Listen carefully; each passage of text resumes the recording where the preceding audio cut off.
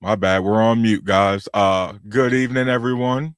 My name is Tarus the Warlock. Here another Wednesday, and we're gonna do a little bit something different.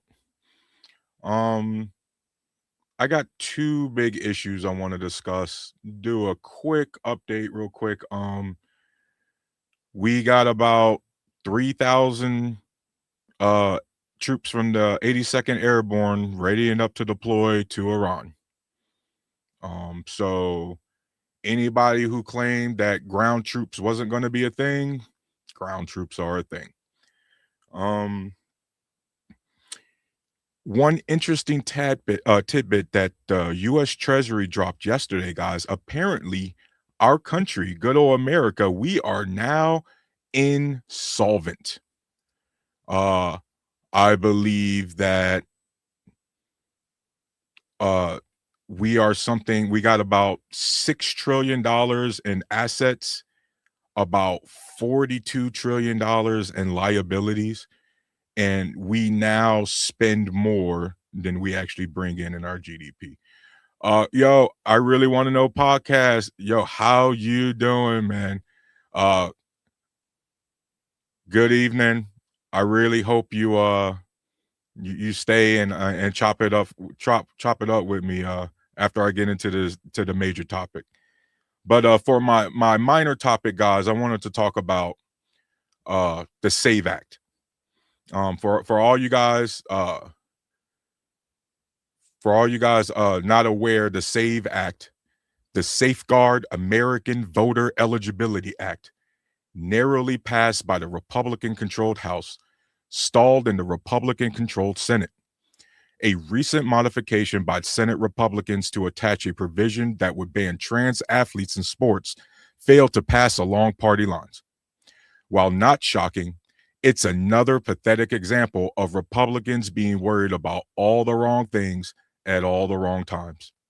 We have an Iran war spiraling out of control by the day, an oil crisis that has made an already rising inflation rate even higher, Americans losing our jobs by the week, record small business bankruptcies, a crumbling infrastructure, massive delays in airports around the country, and a bunch of other shit that's high priority I forgot to mention. But you know what isn't a priority? The SAVE Act. You know what else isn't a priority?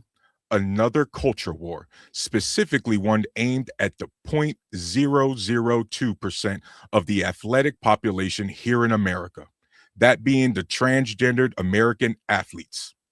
Trans Americans as a whole make up around 1% of the population, and the trans athletes specifically might make up 0.002% of the American athletes as a whole, not 2%, not half of a percentage, 0.002.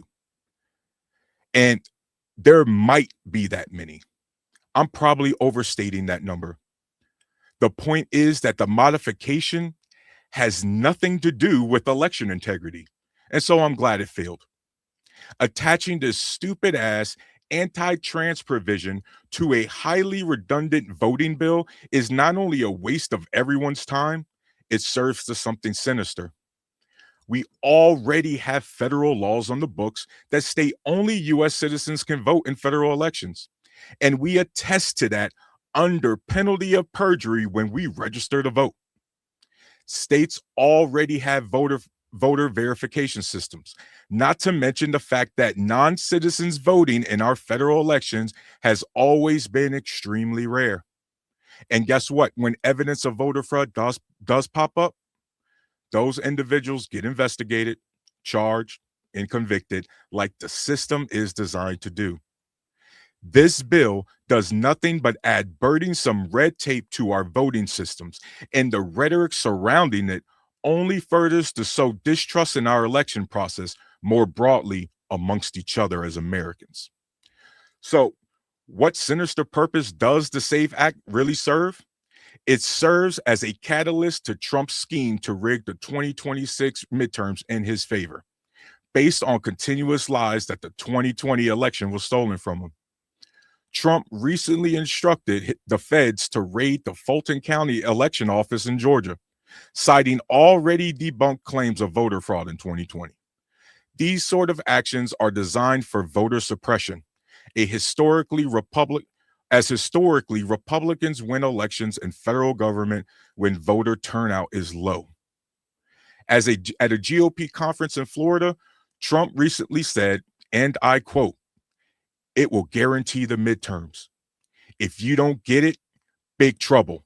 The people are demanding it. Every time I go out, save America, save America. We want the Save America Act." That's all they talk about. They don't talk about housing. They don't talk about anything. That's what they talk about. And if you send it up there, you will win the midterms and you will win every election for a long time. End quote. And that's right, guys. Americans don't talk to Trump about any of that nonsense like affordability and housing. After all, in his own words, and I quote, "Affordability is a hoax perpetuated by the Democrats." End quote. Let's not forget, he also tied the upcoming midterms to the potential consequences he will face. As he told Republicans before, and I quote, "You got to win the midterms, because if we don't win the midterms, it's just going to be, they'll find a reason to impeach me." End quote. Now, here's a guy with immunity granted to him by the Supreme Court before he even won the 2024 election. Since then, we have gotten multiple crypto rug pulls, Doge raiding government data and selling it off to third-party companies, destruction of the East Wing for a fucking ballroom, nonstop bribes like accepting a luxury plane from the Qatari government, blatant cover-up of the Epstein files, inviting and meeting the war criminal Vladimir Putin in Alaska, a global trade war that we're actively losing again, and now another war in the Middle East that is now in its fourth week. Y'all let me know what I missed, because that's already way too much for him to still have a job. The reality is that he should worry about being impeached because he's gone out of his way to earn it. He has actually focused on the bulk of his campaign promises. Had he actually focused on the bulk of his campaign promises, he wouldn't have to worry about it anyway. We might just be talking about a blue ripple in the midterms, or even the Republicans maintaining control of both chambers of Congress. Instead, the moment Trump was sworn into office, he has completely focused on enriching himself and his family and friends, allowed corporations and other elites to raid our treasury, diminished our standing across the globe, and weaponized the DOJ to take revenge out on his political enemies. In the Republican-controlled Congress that's supposed to be a co-equal branch of government, has enabled all of it. So, of course, Trump and the Republicans are focused on the voting process right now. This has been one of the most least productive Congress in modern U.S. history, and the country continues to take steps backwards under their leadership. Remember, the one policy they got passed, the One Big Beautiful Bill Act, had massive giveaways for the rich while cutting Medicaid spending for millions of Americans. Can't exactly go around the country campaigning on that policy based on current events. And we've seen this movie before, guys. The Republican Party gains control of Congress, can't get anything done, and when shit hits the fan, they try to start a culture war to distract the population from all the real problems going on. Seriously, what's next? Abortion? The one major strength Republicans had was immigration, but the acts of ICE and DHS through the last few months has a growing number of Americans souring on that crackdown, especially when U.S. citizens are getting caught up in illegal immigration raids by undertrained and understaffed federal agents. Transgendered athletes and the trans community overall didn't cause that.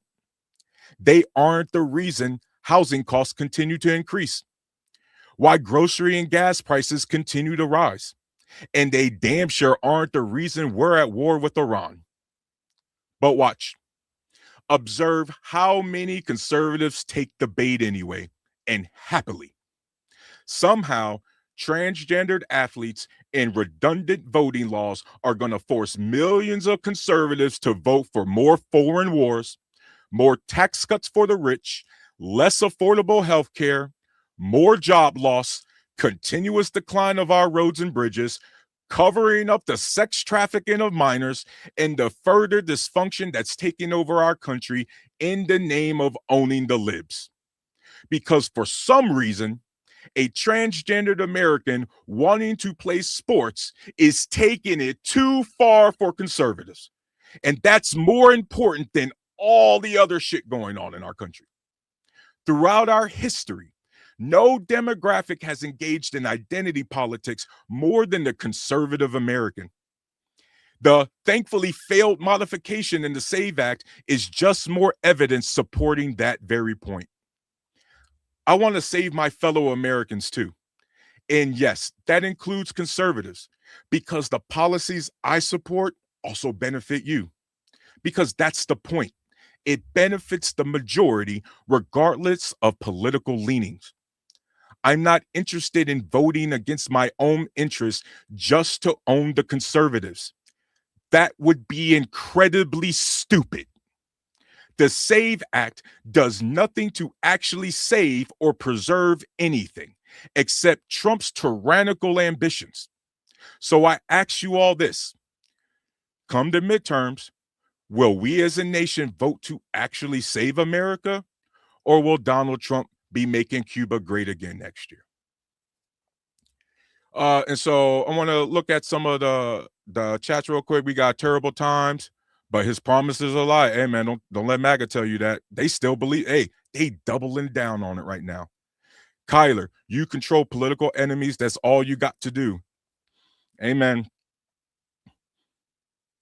I agree in general. If we're talking about just in general, like strategy. Kyler, do you see any control going on right now from anybody at any point of our government? You know what I mean? Like it's a big problem, bro. You know what I mean? Terrible times again. That's why he lies, man. Again, record. He been broke the record for most lies. Like again, he just wakes up and lies. He gets on this Truth Social app and lies. All he does is lie, and all people do is try to find a way to make it sound like the truth, knowing it's a damn lie. Sparta HQ Network says, "Hey man, long time. I remember you. Where the hell have you been? Where you been at, Sparta? Or have I been AWOL too much? You gotta let me know, man." Private Snowball 67. It's MAGA, dude, not conservatives. MAGA supports Trump way too much. Conservatives are actually able to criticize Trump. The Dems are the same way. We don't need a Republican or Democratic president. How many conservatives voted for Donald Trump in 2016, 2020, and 2024? Donald Trump has so much control over the conservative identity and the Republican Party. Remember, he got his own daughter-in-law co-chair of the damn party.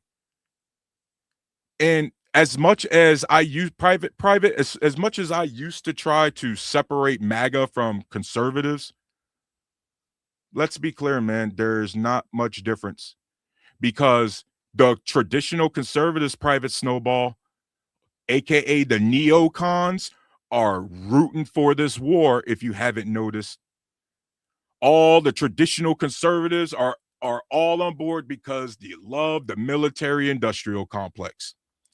That's a reality. You know what I mean? Sparta HQ Network says, work and try to grow on my that network, or trying to grow. Hey man, whatever you're trying to do, I support you, man. I hope you're doing it. You know what I mean? But yeah, guys, this SAVE Act is insane. Like, again, I cannot stress this enough.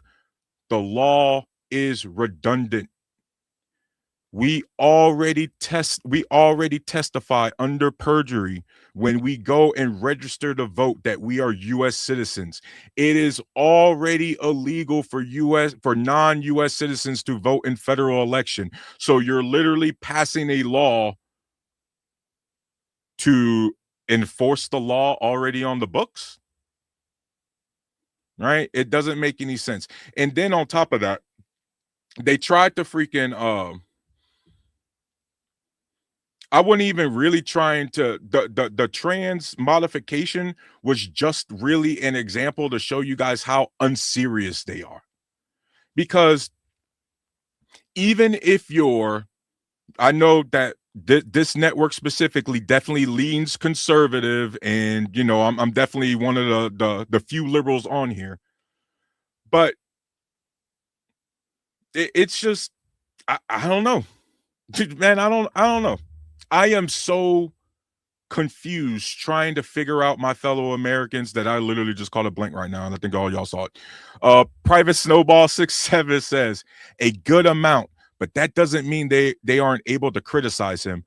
Also, by the way, I know over 40 conservatives, and out of all of them, only one supported the gay war. Private Snowball, I'm going to take you at good faith, but I need you to also take me in good faith when unfortunately, who you know and who I know doesn't matter, because what about everyone else? Right? Like Private Snowball, man, I can't ignore the fact that prior to the war, and this is a fact, prior to the war, MAGA supported going to war with Iran at a 24% clip. And then Trump got us into the war and it flipped to 85%. Private Snowball. That's not an accident, dog. I really want to know podcast. DL says MAGA is splitting all across America. Respectfully, DL, and after I get into the red pill thing, I want you to hopefully you could come up here and we could chop it up about it. Or you know what? BMU, if you could drop the link now and we could spend a little time on the voting stuff before I get into the main topic, that'd be cool.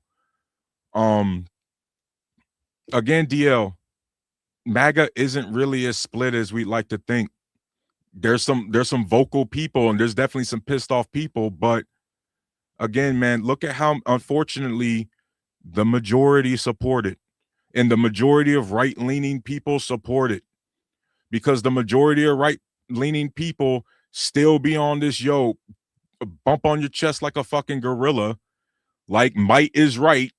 You win by strength and strength alone. Like, unfortunately, like that's a character trait. Right. And so unfortunately, Dale, yeah, man, a lot of these dudes be Private Snowball. Yeah, you just said MAGA, not conservatives. MAGA treat Trump like he is a god when all he does is be a good gay for Israel. Private Snowball. I understand.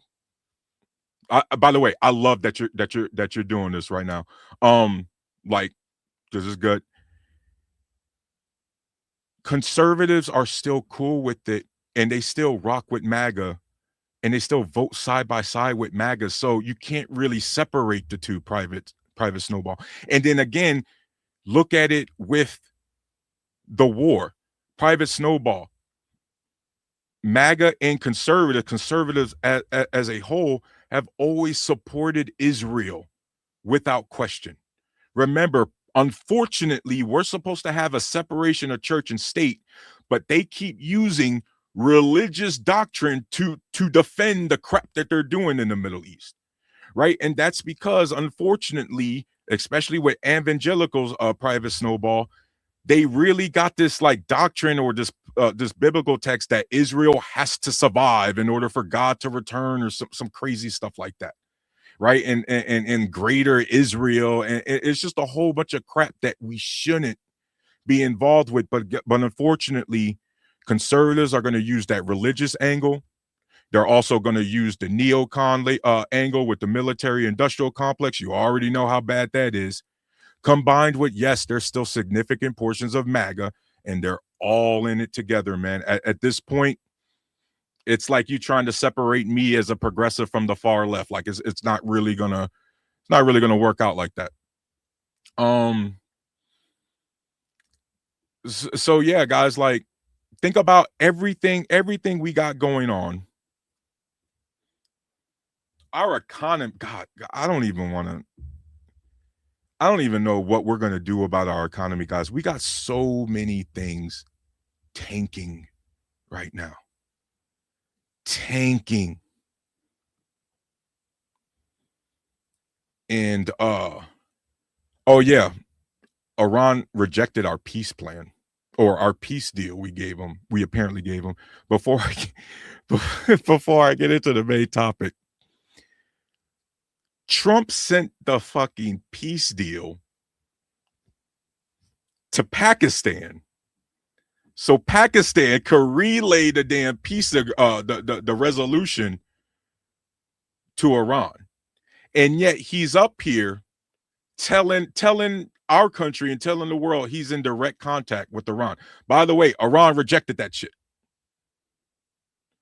Right? And what's sad, guys, and I hope y'all understand that y'all know I love my country, but it sucks having to admit this. We can't take either Iran or Trump at their word. And y'all know we can't. They're both, even though Iran is our enemy, the propaganda from both sides is way too strong. That dude could be absolutely dead. The Khamenei guy, that new guy that took over, the son, he could absolutely be dead. He probably not. Private Snowball 6-7 again. So the Dems have both parties that supported Israel since. Yeah, man. Bro, I agree. When we talk about, I want to be clear here, man. Even though I want to be clear. I do vote Democrat. Right? I'm not gonna run from the label. I'm not gonna be like, oh, I'm an independent. I'll vote. Nah, bro. I'm liberal, and the Democrats mostly line up with what I believe in. So I'm not gonna run from that. But since 1948, absolutely, both parties have they had shoved up Israel's ass. Remember, Private Snowball, we've been messing around in Iran since 1953 when we first started the coup there, bro. Hawaii and Alaska weren't even states yet. That's how long we've been messing around in the Middle East. Right? And then people act like the thing that happened in 1979 wasn't a get back. And then they also forget that good old Republican Jesus, aka Ronald Reagan, armed the Iranian regime. And by the way, you know God, Reagan really screwed up a lot of things. Private Snowball. You know he armed the Iranian regime, and he armed the Afghanistan that turned into the Taliban. Right at the time, that was a more kind of understandable because I believe Russia was trying to invade Afghanistan, and so. But it's just, I guess it goes to the more broader point that every time we get involved in the Middle East, it's a shit show. I cannot remember the last time it actually worked out. And instead of taking the hint, we just double down. Right? Yeah, and I vote right leaning, but I will agree with you on the main problem being AIPAC and Israel. Yeah, man. I know you're right leaning, Private Snowball, but damn, bro, like hopefully you can understand this with me because I was in the military, man, and you know most of the dudes in there are conservatives too. Most of my friends, just for the nature of the lifestyle, is conservatives, right? So I talk to a lot of them guys. A lot of them dudes are my friends and my brothers. They got my six. I know it. But even with your political beliefs, for you and any other conservatives out there, it had to be a smack in the face for you to be constantly told, like us, that we can't, that universal health care, that's socialism, that's commie shit. We can't afford it. And yet we give 40 billion to Argentina that has universal health care. we give money to Israel, who has universal healthcare, but we can't get it. Fun fact, Private Snowball, and I've said this before about our healthcare program. If you do the numbers right now, for the last 5-10 years, we have paid enough to have not only universal healthcare in this country, but world class standard. We don't have to spend more. We don't even have to be like, damn, I wish we spend money on healthcare than we did on war, because we already spend enough that we could have the best. Right now, it's to the point of, I wish we weren't spending money on war. I wish that money went to Pell Grants, so our kids could at least get 2-year associate's degree covered, or a trade school covered out the gate. You get what I mean? But you know what's crazy? Israel got that kind of shit for their people. Argentina got that shit for their people, but not over here, huh? In America, we're not allowed to have nice things like that. We are a warrior race to a fault. That's what Americans are. And it seems like our elites and our wealthy are hell-bent on keeping us that way.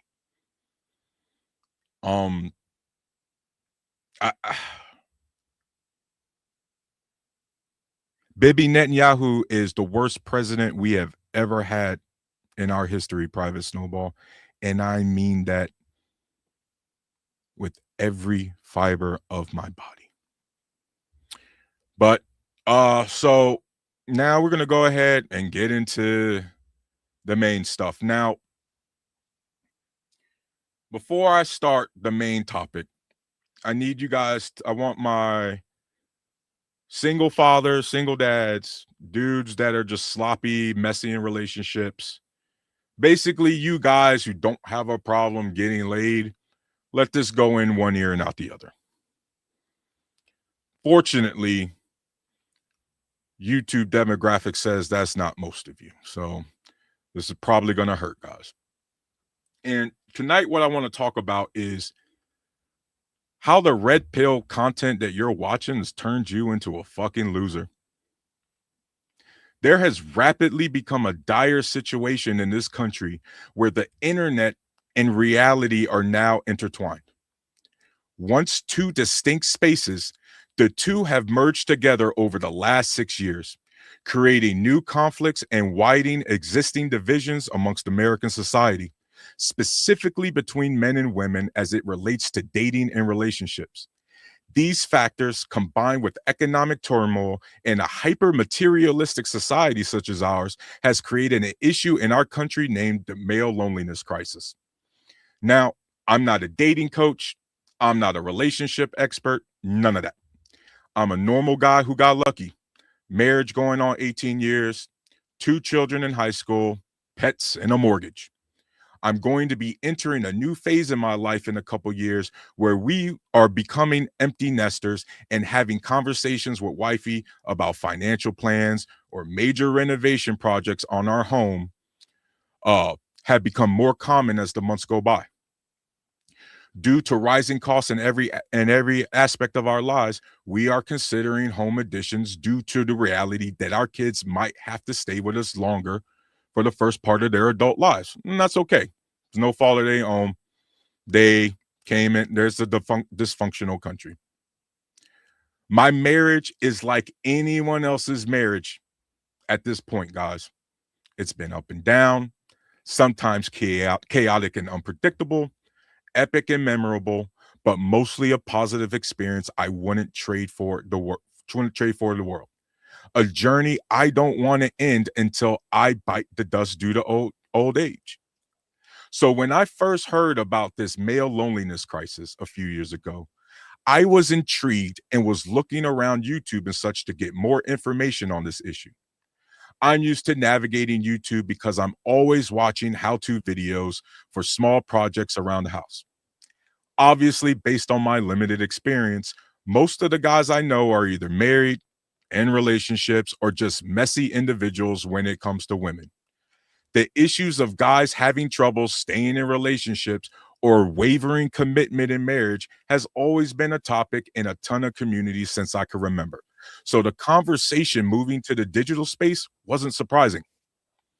What I didn't expect was the amount of guys not even making it to the relationship stage. Commitment issues is one thing. Not even being able to get a date is something else entirely. Now, this is where I have to point out that historically, the majority of men don't get married or procreate and all the fun qualifiers. That being said, in modern times, the rhetoric surrounding men struggling lines up with the fact that even I started noticing less guys out and about, whether it's shopping with families or other public spaces. There is a noticeable decrease in the amount of men in public. It seems whatever red pill content the men were consuming hasn't made it any better. If anything, it's worse. So tonight we're talking about you, the average red pill viewer.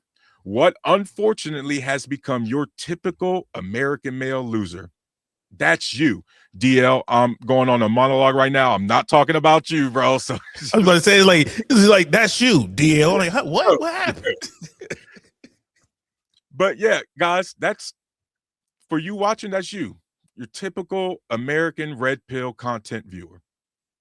Somehow, you haven't been on dates in months. Your phone is drier than the Sahara Desert, and you can't even make friends because for whatever reason, other dudes don't even want to hang out with you. Never mind women. Your social life is so pathetic that you decided to make some red pill content creator your digital daddy. You sit behind a computer screen laughing with your favorite podcast bro as he insults a bunch of OnlyFans models who are only there for internet exposure. The women you're laughing at are also the same women who would have you eating out the palm of their hand if you were given the chance. The reality is that you and the other viewers are gonna subscribe to their page as soon as the stream's over. The reality is that you also watch red pill content because the top creators are surrounded by women you wish you could be with. And that live stream is the closest you'll ever get to a group of pretty women in one location. And no, y'all wouldn't just smash. You would date these women.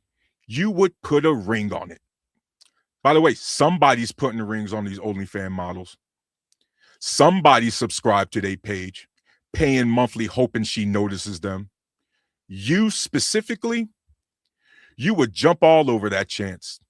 You would turn that hoe into a housewife if you could.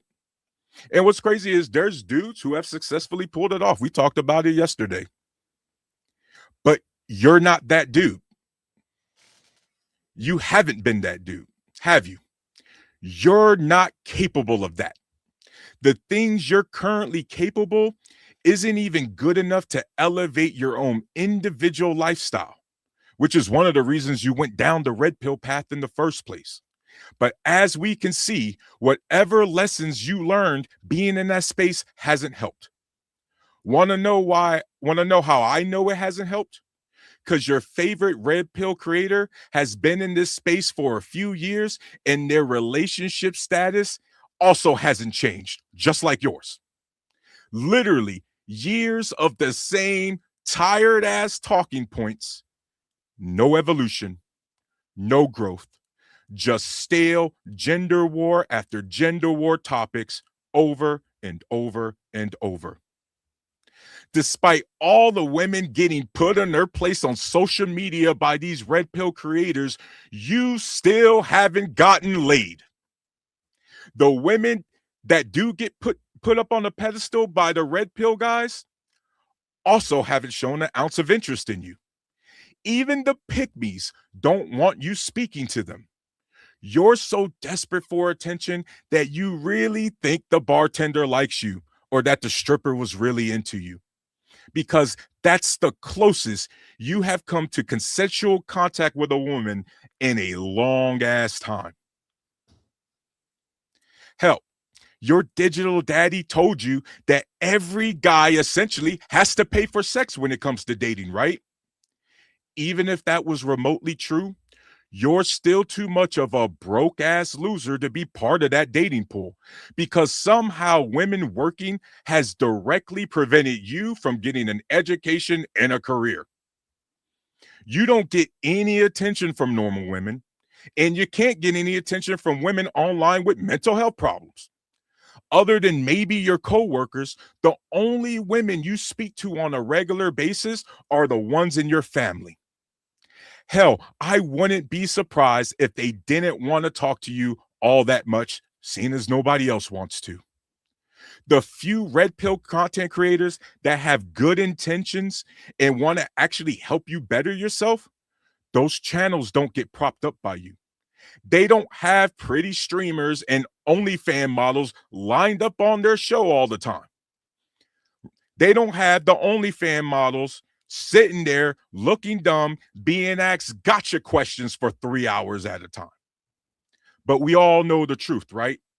The ones who actually can give you solid feedback on how you can operate better in life will be ignored because you've already convinced yourself that it's someone else's fault for why you can't get a date. And your favorite digital daddy feeds you confirmation bias after confirmation bias, telling you those women online, by telling those women online they're the problem.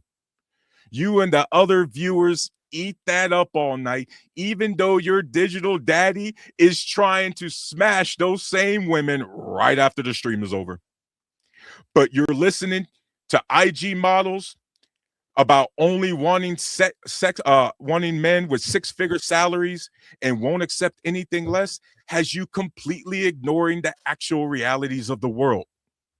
Quite simply, if a woman likes you and finds you interesting, it's going to cost nothing to spend time with her. Those preferences, like salary requirements, instantly become suggestions if she likes you.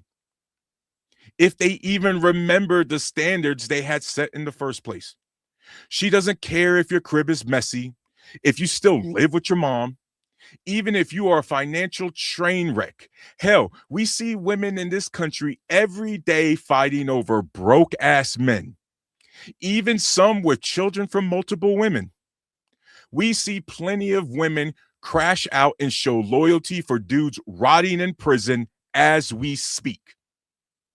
The preferences you hear women state only apply to the man who really never stood a chance from the jump. You.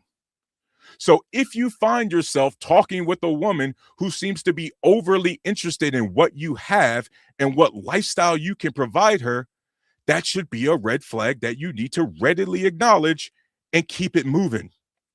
Bad women do exist, and you have to keep your head on a swivel, guys. But if running into gold diggers and other women with unrealistic standards makes up the vast majority of your dating experience, the problem is you. Did you ever consider that the creators you're watching have negatively affected how you view and talk to women? Somehow, you're claiming that these guys are giving you great advice. And yet, other than a handful of examples of other guys who have had success after listening to the content, for you, shit's gotten worse.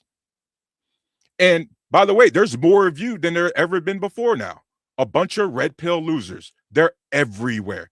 It's a fucking pandemic in America. No wonder the elites keep trying to bring in migrants. A big chunk of available men in this country are just straight up undesirable.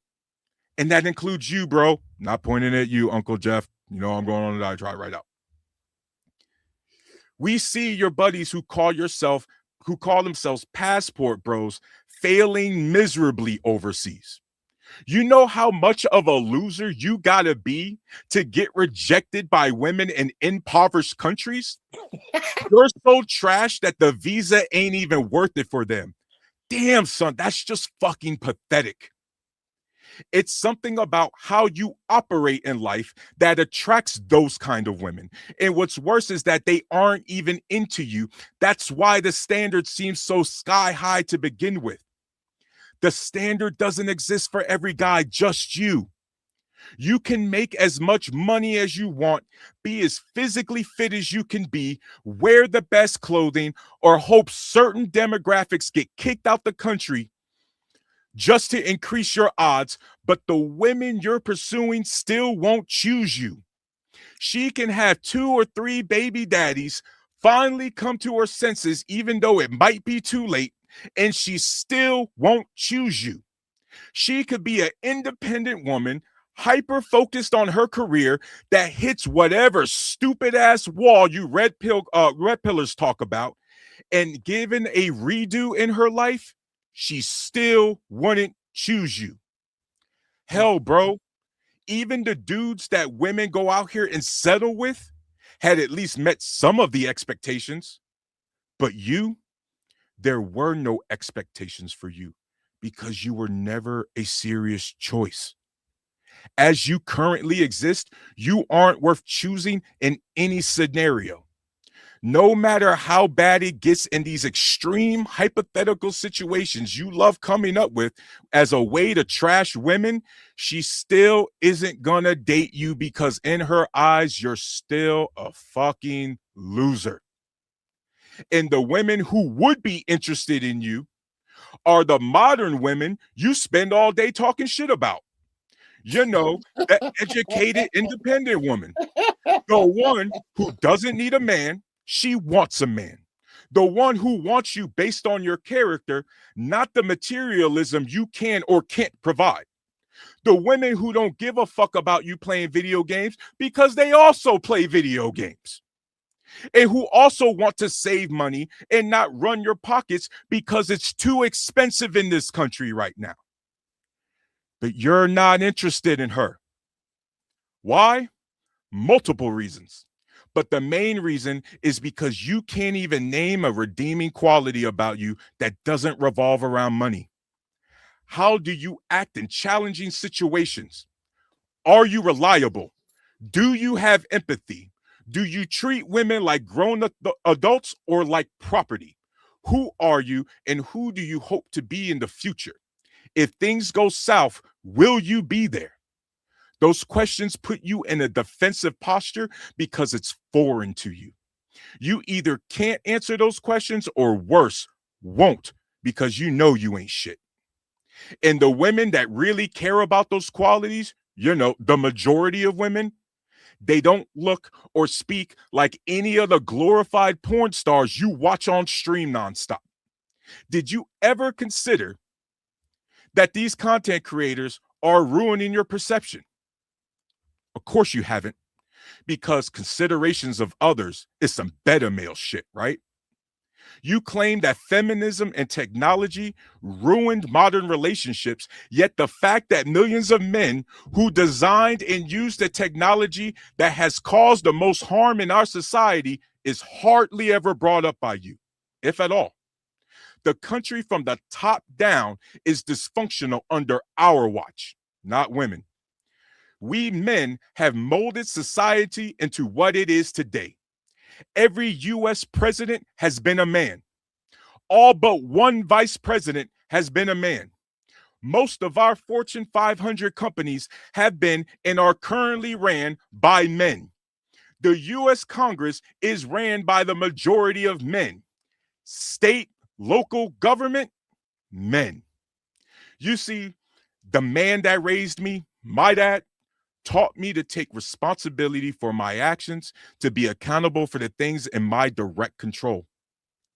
Growing up, trying to live by those standards, by those lessons, I noticed the biggest threat to meritocracy at the micro level, as well as a free and fair market at the macro level, will always be men like me, as we have always been the greatest threat to competition.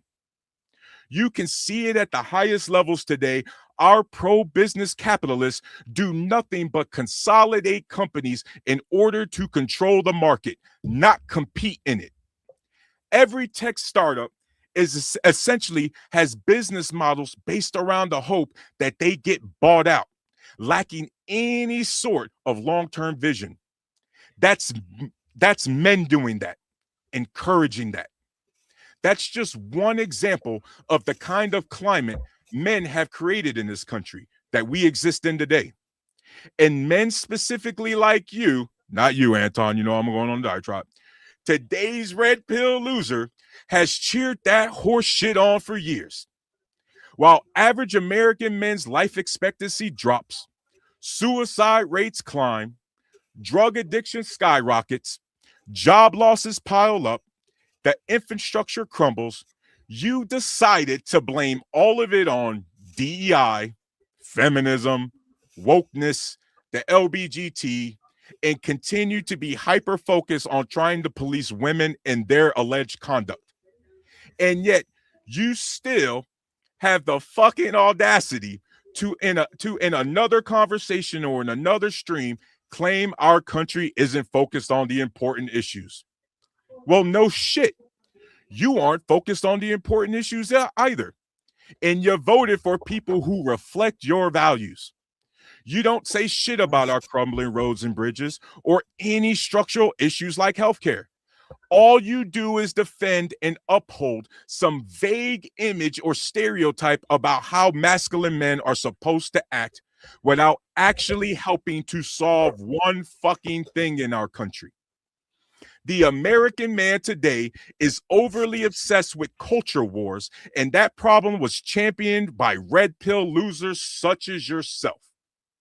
Let me be clear. Obviously, we as individual men are limited in what we can do for the country at the macro level and all that fun stuff. The point is that under our watch and those before us as American men, from who we vote for to how we operate on a day-to-day level, this country has gone to shit. Women did not get us into $39 trillion in debt as a nation. Men did. They haven't been responsible for getting us into every single war in our history. Men did. Women weren't responsible for why factories started shutting down and going overseas back in the 80s. Men were. Women aren't the reason we don't have great healthcare in this country. Men are.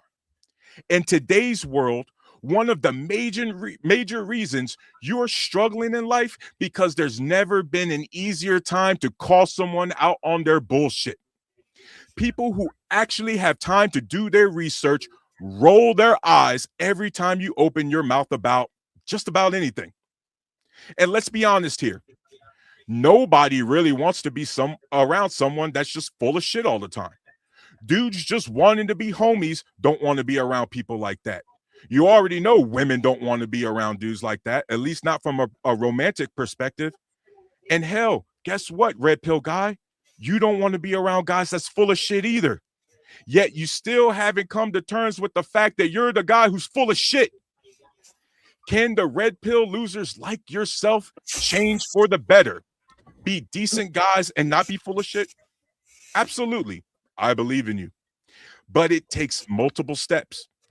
One, looking at yourself in the mirror and asking yourself, how did I get to this point in the first place? It also requires you to really evaluate the red pill community and the type of creators you listen to. You should be seeking out information to better yourself for yourself, not someone else that doesn't exist in this moment in time. If your goal in that community is to get advice on long-term relationship and marriage, then watch creators who share that same goal.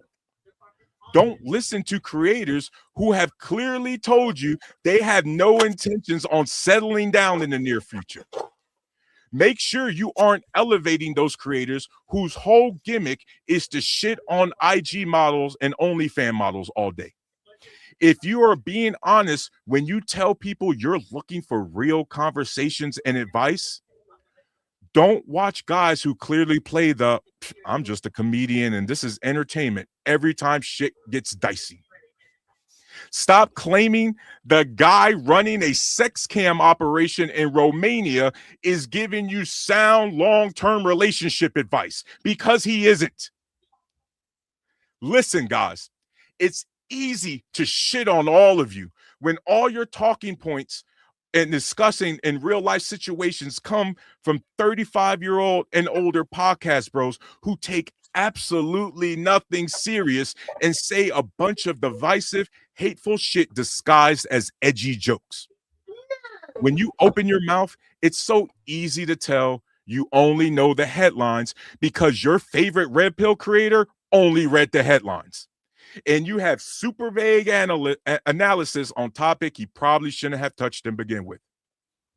So if you don't want to be a red pill loser, then you need to actually follow the advice your community loves to tell women. Choose better. How you doing, Anton? Yo, what's going on, Tarus? I had to hop on when I found out what you were doing. And what's good, DL Saint? What's happening, fam? How you feeling? How you doing, man? Staying busy as always. The problem with a lot of these red pill incels, I'm trying to see if I can find the right word to describe some of them. It's like they find ways to hold themselves back. And instead of taking that responsibility for what they're doing wrong, they're making excuses and looking for who will make the perfect scapegoat. I remember learning this in high school, and this is going back 30 plus years. Excuses are tools used to build bridges, which lead to nowhere. Those fools who use those tools are masters of nothing. I learned that in high school, and that was back in 93. And I had difficulty trying to remember when my teacher told me this. But the fact that I can still read it off the top of my head like it was nothing, and I think about it, it makes perfect sense. Everybody wants to find someone to blame. Everybody wants to say it's somebody else's fault but themselves. So to me, I feel like this. Be the change you want to be, but be mindful of who you're getting that advice from. Do you want to get it from somebody who finds any way possible to justify disrespecting individuals? Or are you willing to take advice from someone who's in a stable situation, who has stability, who has structure, who has discipline and order and foundation? Or is at least trying. Exactly. Because you don't get to this point overnight. And that's the thing people don't realize. I remember at times stuff that I was dealing with, and I was like, I want to get out of this rut. I have to do something different. I remember doing Amway, and one of the things they had us do was read books. And I'll be honest, it was tough reading books. I still remember a good number of the books that I had to read. And a lot of those books I have in my library. 10 Rules to Break, 10 Rules to Make. How to Win Friends and Influence People. Give Your Life a Successful Makeover. Dream Making in the Dream Taking World. I started reading those books and a couple of others. And I learned to apply it to myself. Because the only way you're going to see the results of what you're reading is you have to put it into practice and let it happen on its own too. You have to be willing to change as well. It's hard to change a light bulb when you're not in the room. Yeah. DL, how you doing, man? Good evening. Thanks for Hey, man, I'm on. good. Yeah. I mean, you caught me in the middle of things. I'm like, I got some time. Let me support the brother. You know what I'm saying? Shout out to the everybody in the chat, man. I see Lost in Translation in there, bro. Hey, before we get started, shout out to Lost in Translation. Shout out to Twin Hog, Uncle Jeff, Mandrell. Nice to see you guys. Mandrell, everybody in here. But for real talk, y'all need to go over to Lost in Translation podcast, man, and listen to the music that brother is making. Man. Yeah. That crazy ass music, man. Man, that music keeps me calm, that bro. music is so relaxed, bro. That music is soothing. It's relaxing. It's mellow. Hilarious. And Tarus, I'm waiting for the collab with him and Black Man. I'm waiting for him and Black Man to do a couple remixes. DL, what you got? What you think about? I know I went on 2 different monologues, but what you got for us? Boy. I mean, I got a lot. I mean, like if you wanted to really delve down into this conversation, I'm down for that anytime. Just let me know. But when you talk about the red pill, and it's what 4 years down that rabbit hole dealing with a lot of these guys, and what I've noticed years ago, remember? Yeah, and these dudes, you're right. There are a lot of guys out here who have a lot of problems. Your monologue, you addressing the guy that would never listen to you. It was a great monologue. I ain't gonna lie to you. That's worthy of Hollywood. I'm sitting there listening to your monologue. I'm like, bro, if you wrote this, you need to be in somebody's writing room in LA. Your monologue was on point, and it was flawless the way you ran. I got English 102, 101, and Wow. 102. I'm like a real good writer. Yeah. Wow. You I gonna like gotta you gonna post some that. yeah. English sorry. 202. You know what I mean? But I'm here to tell you, there are a lot of dudes out there who need a lot of help.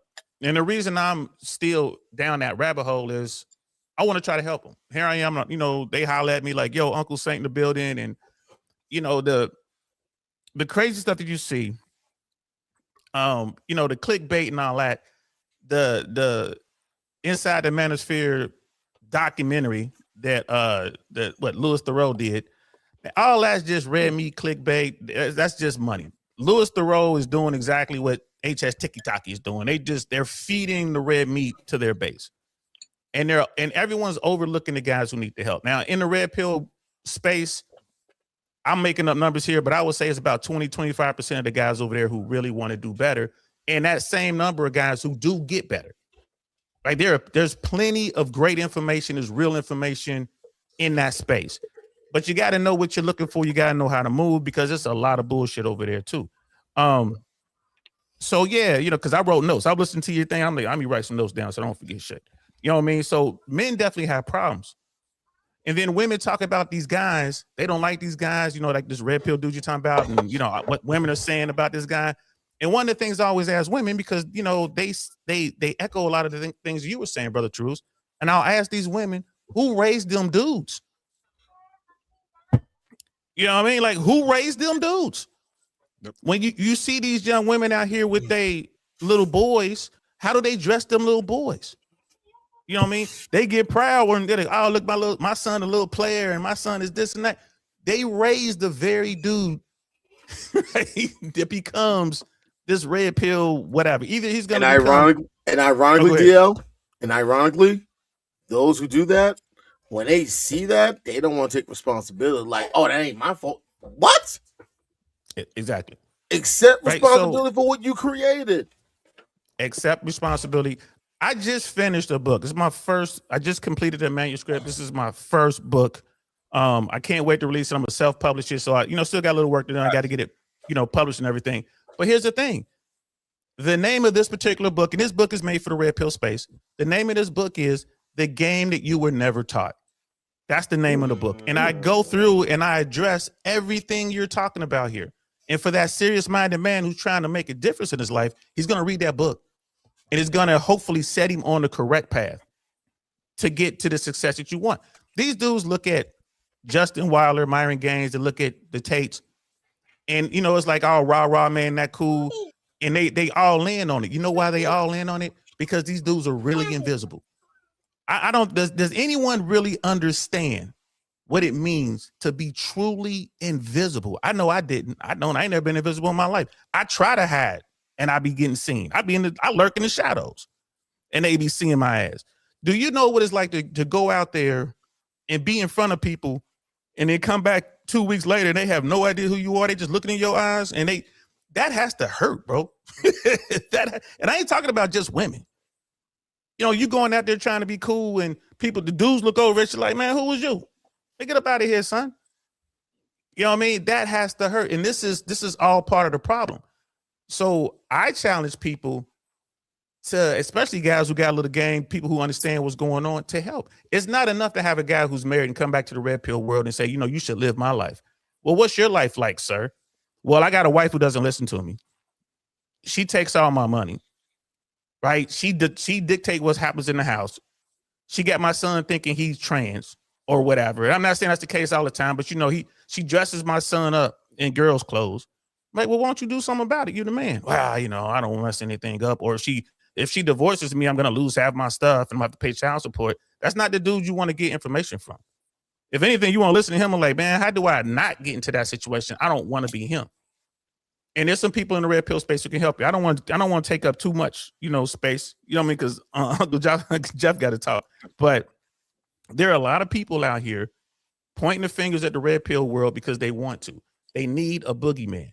But at the end of the day, how is it that we got all these jacked up dudes running around here? Right? How did this happen? And I think it came from the everybody gets a trophy. The timeout generation.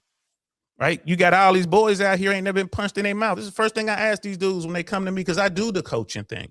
I talk to them, I do some coaching. First thing we sit around and talking, no cameras, just us talking, just men, no women around. Like, bro, real talk, man. Have you ever been punched in the mouth? Have you ever been in a fight? The vast majority of them shake their head no. Can you imagine that? You ain't ever been punched in the mouth. You ain't never felt that sting, tasted that blood. That's part of being a man. That should happen to you when you 8. You know what I mean? Let alone being 18 or 28, you ain't never been in a scuffle. So we got a lot of work to do. And I think we can do good work if we stop trying to shame these dudes, because if the red pill point their finger at these women who go on Fresh and Fit or the whatever podcast or whatever, these women who are on Instagram and TikTok and just basically selling their bodies, like they're sexualizing themselves. If you point your finger at them women and people be like, oh, shame on you, quit being a misogynist. But then they're going to turn around and just, blast this space, you know what I mean? And you get to see all of the misandry coming out. And it's tough. You got to teach men how to deal with this. You got to teach these young boys that, guess what? There are losers in this world. Everyone doesn't get a trophy, bro. And right now, you a loser. Let me show you how to work your way out of it. So, I mean, but I got more stuff, but I'm gonna hang in here for a while. So I want to get off the mic. Yeah, we're gonna get into a lot of this. Uncle Jeff, I'm gonna let you rock just as long. I went on 2 long monologues on the topic, so I'm letting everybody rock out before we really open it up. Uncle Jeff, good evening. How you doing, sir? I'm good, man. Let me tell you something. You're a young Jedi. Yeah. I'm not gonna let you shake it. I had some food on the stove, but that wasn't the only reason I came down. In my opinion, you shouldn't have nobody up here till you done with your diatribes because they are that fire. I agree. Bro, you shouldn't let nobody up until you finish, man. Until you finish, because we just sitting here watching you burn a city down. For real. Real talk, bro. I got nothing but respect. Lay that napalm. Bruh, not a dangling participle to be found. Just really, bro, you came at it. So hats off to you there. Number 2, as a writer, that is fingers crossed on a couple of projects that I'm trying to sell right now. Brother Saint hit the nail right on the head, bro. I don't know if you have a desire to write, but I can give you an assignment. I'm gonna give it to you in front of everybody. Yeah, here's your writing assignment. Oh boy, let me write it down real quick. Hold on. What is it? Just listen. Okay. And he froze up. Give him a minute. Give him 10 seconds. Give him 10 seconds. There you go. That just don't get. Yeah, there you go. And I learned from watching yesterday that you might not have heard. Okay, pick 5 years. Go 5 years into the future. And what does the world look like through the eyes of the dude you want people to be, men to be, the dude who is the absolute opposite of that, and a character in the middle that is struggling, and you can make them whatever ages you want, and make that world, bro. Uncle. That's your assignment. Yeah, thank you. Yeah, and I know you're gonna kill it. Now, but yeah, go ahead and thank you for that. But your actual thoughts on the topic now. Okay, yeah. Number 1, I think you should first off, the sun don't give a fuck who is blind. Your matter of fact, on point. It's a bit of a pendulum swing away from the way I see things. Mm-hmm. but it's fucking perfect for your age and your time. I'm supposed to be on the sideline with glasses and headphones going, son of a bitch, I told him to run pro right 34 slant. What the fuck's he doing? You are in there. You are right there where you're supposed to be. There is a demographic of invisible young males who I believe, and again, bruh, remember last night, because of Noah's disease. You ain't gonna reach them all, man. You doing the right thing. Saint, your book is the right thing. The both of you, I said this earlier, no amount of prayer and fasting is going to change God's mind. The 4 horsemen of the apocalypse are going to ride, and you can't pray one of them off a horse. The shit is coming, and what is left will be who is using what you say to use already, and a fringe that sees the hell they're in as different. You are not going to reach the bolus, bro. You're not. Don't try. Don't beat you up about it. And this is what I'm out as, because I don't have nothing. There's nothing real, bro. You didn't leave shit on the bone. You released 1,000 piranhas. You ain't shit. All I can say is critique to you and you young cats, as I am the first wave of old dudes in the future. You guys are the second and third waves of it. Keep it up. And I'm out the way. So I appreciate it, but what you three specifically have, even though I'm not that much younger, maybe, but especially with DL, you guys have been working on viable solutions.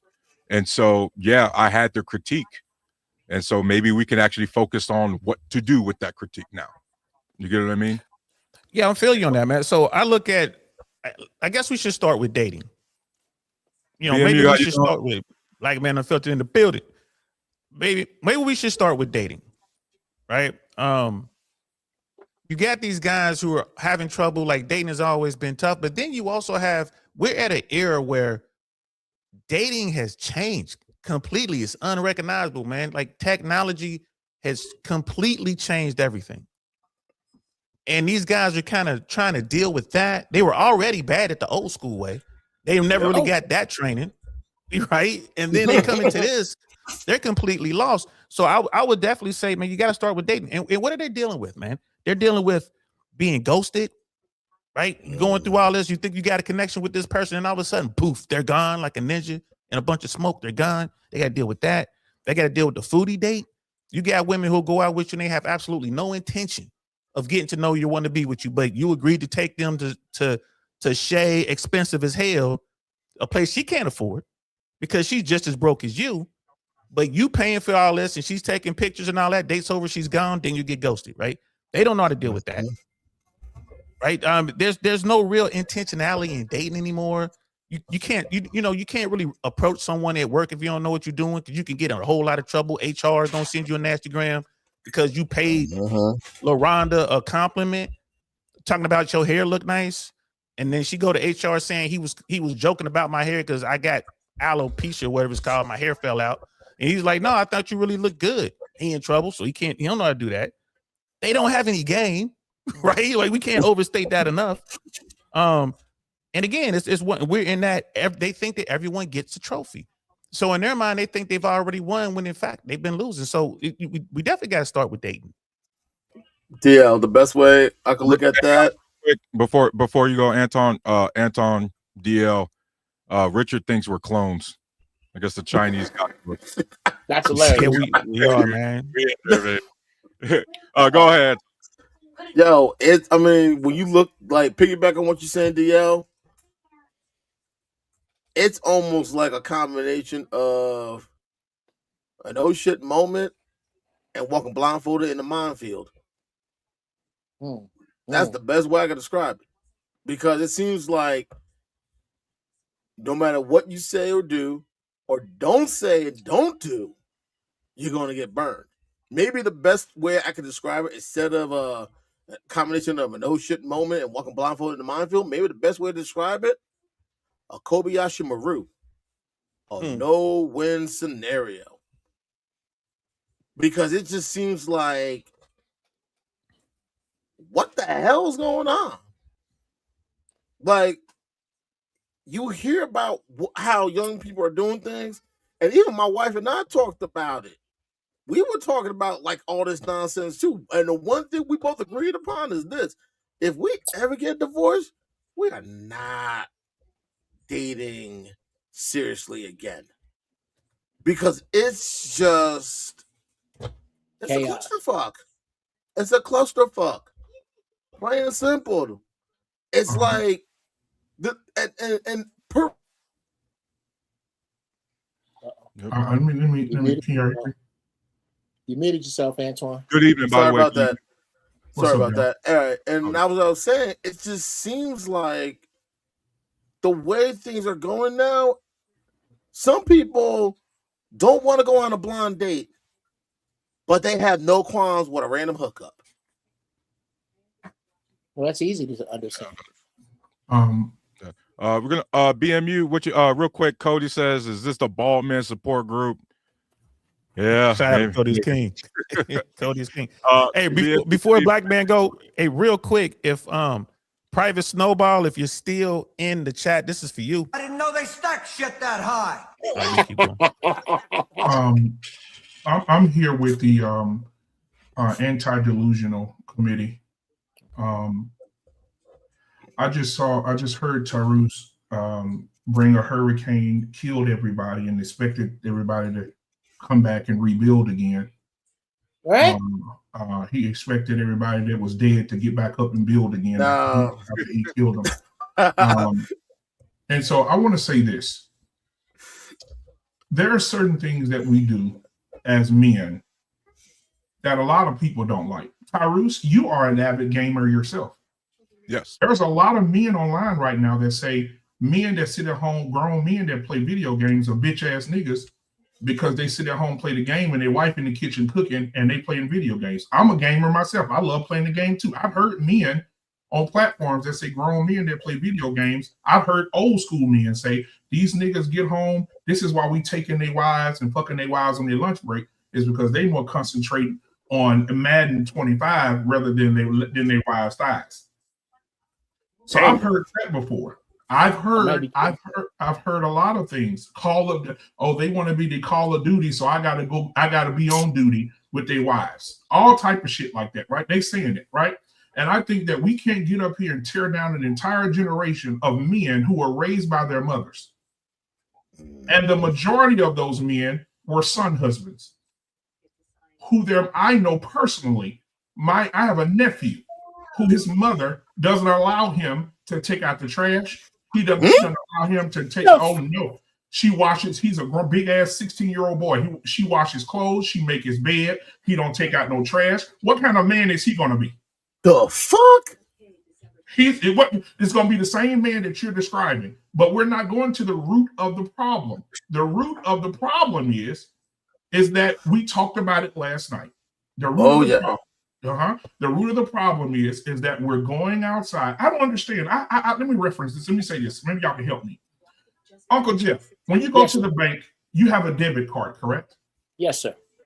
When you go to the bank and you slide the debit card in the ATM machine, and you have to put in a what to get your money? A PIN code. Right, and that's a secure PIN code, correct? Nobody knows it but you.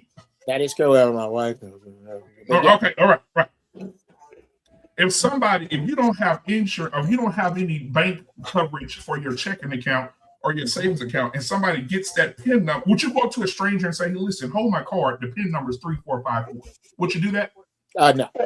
Okay, so these are the problems that I'm having. We have some of the most classy women, the most educated women in our community who go out with their debit cards, hand it to a complete stranger, and give him the code. And then when he withdraws everything out of the bank, then she wants to claim insurance on something that she gave away.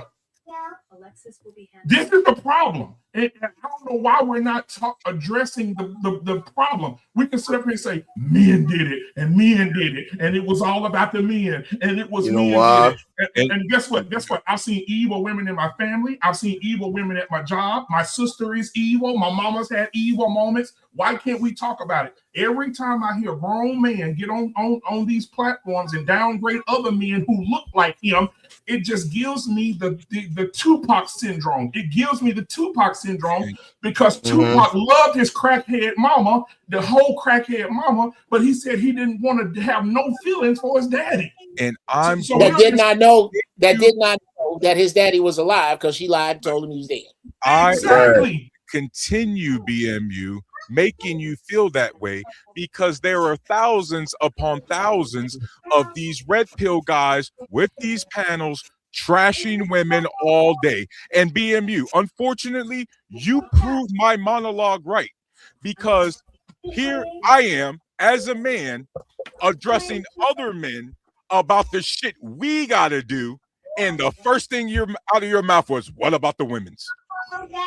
No. Okay, so let me say this. Let me ask you a question. I want to ask you some questions real quick. Do you know who Ricky Lake is?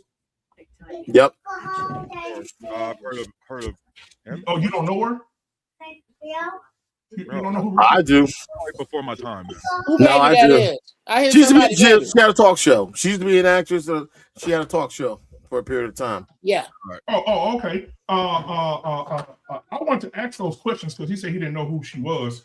But I want to just name a few because I don't think we had this. The Red Pill, Sally, the Jane Whitney Show, Oprah Winfrey, Ricky Lake. All these shows who were ran by women in the 90s, who can remember the 90s, these women had an everyday show bashing men from sun up to sun motherfucking down.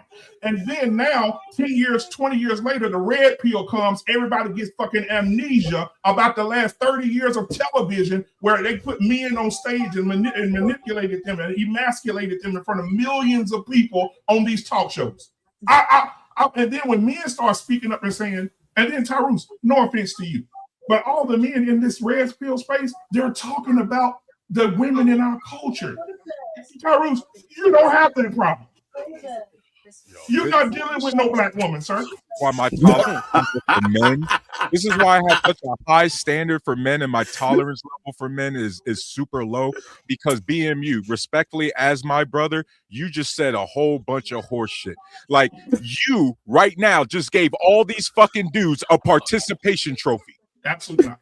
You just gave all these dudes you really just gave these guys the no child left behind excuse. Okay. Damn. Like this just like you're coddling these fucking dudes. You understand? No. The dudes that were raised by who? They were raised by who? Who were they raised by? Who were they raised by? These guys. Who were they raised by? No, BMU. Who were they raised by? To be talked to like that because guess why, BMU? They talk to women like that, so why can't they be talked to like that? Tyrus, we just BMU. No, BMU. How about answer that question? I answered yours. What's your question? Answer that question. What's the question? If men could talk to women like that, why can't I talk to other men like that? I think men have the authority over the woman. Period. And I as a man will have authority over a certain amount of men, right? Exactly. But then guess what, BMU? If the man is going to talk to a woman like that, I'm going to talk to a fellow man like that. And guess what, BMU? You know it too. The way these men talk to women, they don't seem to have that same level of audacity when they talking to us. Oh, I hate that shit. I'm just saying in general, like BMU, these dudes, for some reason, they ain't got the heat for us. But when a woman comes up on the panel, all of a sudden, they whole demeanor be changing. Hey, listen. Well, one thing I can say about Black BMU is BMU the same yesterday and today ain't gonna be the same way tomorrow. I don't give a goddamn if it's a male, female, dog, cat. Lose. I'm talking about single men. I'm talking about single men incels. I'm not talking about BMU. So I don't know why you got offended. No, I'm not offended. I'm saying that you're up here bashing a bunch of men who were raised by women, and they're taking their Gentlemen, gentlemen, until they but fix it. who are raising them? gentlemen, One band, one sound. One band, one sound. one band, We're one raising sound. a combination of single women, relate people in relationships, and single men. Okay, excuse me. Could I please just jump in here? Go Please. ahead, Jump in there, Jim, but I want to know who raised them. Okay. Okay. Shit. Here's our problem. We insist upon having these conversations in tandem. They are two separate conversations. Terus, it is okay to talk about scallywags because they fucking exist. BMU, it is okay to talk about these little wishy-washy, funky-ass beta males regardless to how they got there, they're there. The problem becomes when you insist upon playing tennis with these subjects. You will be on an oval dirt track for fucking ever with this chicken and the egg shit. Now let's decide, because I happen to agree with you both, because you're not wrong. You're just trying to.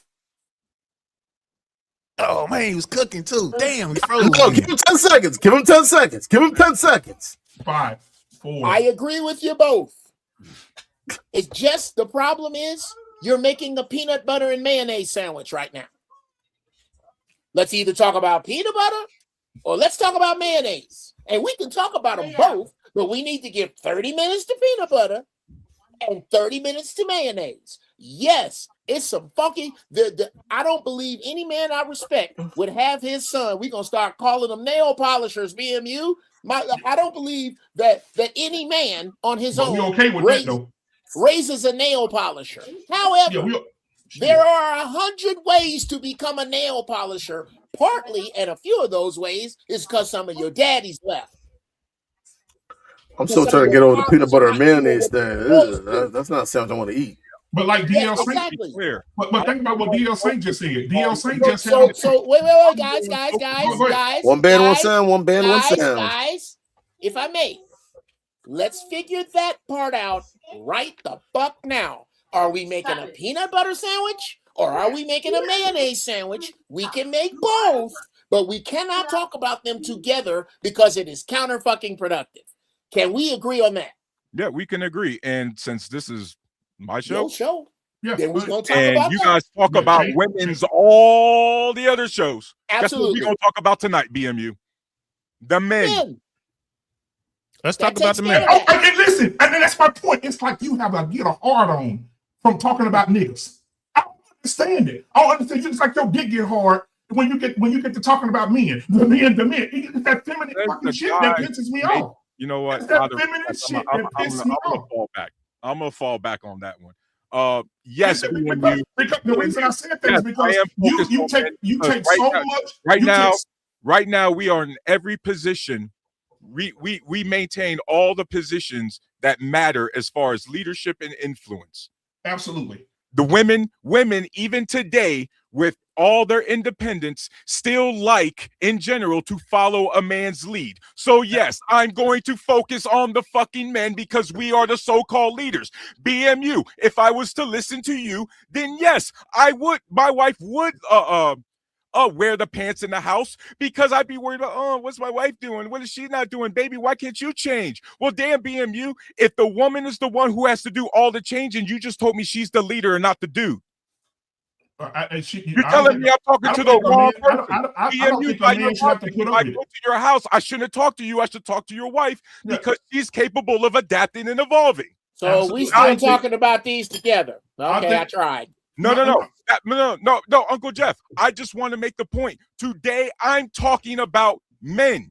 Got the point. BMU. Got the point. Get offended. That's not what you want to do. You want to keep going at BMU because you just made the point. No. I'm literally telling you. Who didn't get it? Now, I just want to talk about men. The men in leadership position. That's it. All right, so here's the deal. So a man, and a man in a leadership position, a lot comes with that. And when I mean a lot comes with that, when I'm telling you, listen, I have zero tolerance As a man, I'm going to demand my motherfucking respect. And so I have zero tolerance for bullshit. So ain't no woman finna talk stupid to me. No kid got to talk stupid to me. With love. Nobody gonna love, disrespect me. with love. Ain't no I man love gonna you, bro. disrespect me. I'm telling you, I got the same kind of smoke for everybody. Absolutely. I ain't gonna change. Okay. If I could, I have an idea. Yeah, do your thing. Let's shift gears. Here's a solution. Yeah. I think women should say this, but dudes should go first. Hey, I'm going to show you exactly who I am on the first date. You know why? Because I'm going to put a $50 cap on it. I'm going to take you out with $50 and we're going to have a ball. Shit. This is what I told my daughter. When you start first dating a man, I want you to tell him, I want you to take me out and I want us to have fun in your world and you only have $50 today. That's how you figure out who a man is. If you don't have the influence, here's how you figure out his influence. How the hell, with $50, did we get to eat at this restaurant? Oh, well, my cousin is a manager here. He has resources. How do we get to whatever his perk is? And is that perk worth me to him? How do we get to see a professional football or baseball game? He's into baseball and he didn't spend the $50 I'm talking about. Who is this dude? Or this dude don't have none of that. So you know what he did? He went to the grocery store and filled a picnic basket and cooked the food himself. There's no way not to know me if I ain't got but $50. If I tell you that I'm only going to spend $50 and you don't want to go, I just save myself a problem. Let's discuss that. I get That's where you're being coming 2% from with smarter that. than a task. Well, I get where you're coming from with that, and this is what I tell guys in the same situation. Don't even discuss money. If you're dealing with a woman and you're trying to set up a first date, and somehow money comes up, like actual numbers, move on. There you go. Move on, man. We're not even gonna have that conversation. Move. Man, if you want to see me, right? If you want to see come me, on, bro. we don't need any money. Think about, because I think I am the oldest person on the panel. You know, I'm 55. Anybody older than me? Oh, bless your heart. I'll be 61 in May. Damn, black don't crack, man. It's hard to gauge our ages, man. It's hard to gauge our ages, but you know what I'm talking about. I got 40 more push-ups. I got 40 more push-ups for the day for 200. So yeah. Salute to you, but you remember. But let's get into the Wayback Machine, right? Let's go back to the 80s. Come on, bro. Ain't nobody in my hood have any money. Are you kidding? Ain't nobody. Money was never a question. If a woman wants to spend time with you, she will do just that. A lot of you young folks, y'all don't remember the real phone. Not the cell phone, the real phone, the house phone, the real phone. The one with the 80-foot cord on the wall. Yeah, 80-foot cord, bro. The one that goes from the kitchen to the living room to your bedroom upstairs. Yeah, to the bathroom and everything. So the other extension, get you out. Okay, it's 9:00. Exactly, on the other phone. Exactly. Boy, get your ain't cool no more. All right, I'll talk to you tomorrow. And here's the thing. Y'all remember falling asleep on the phone?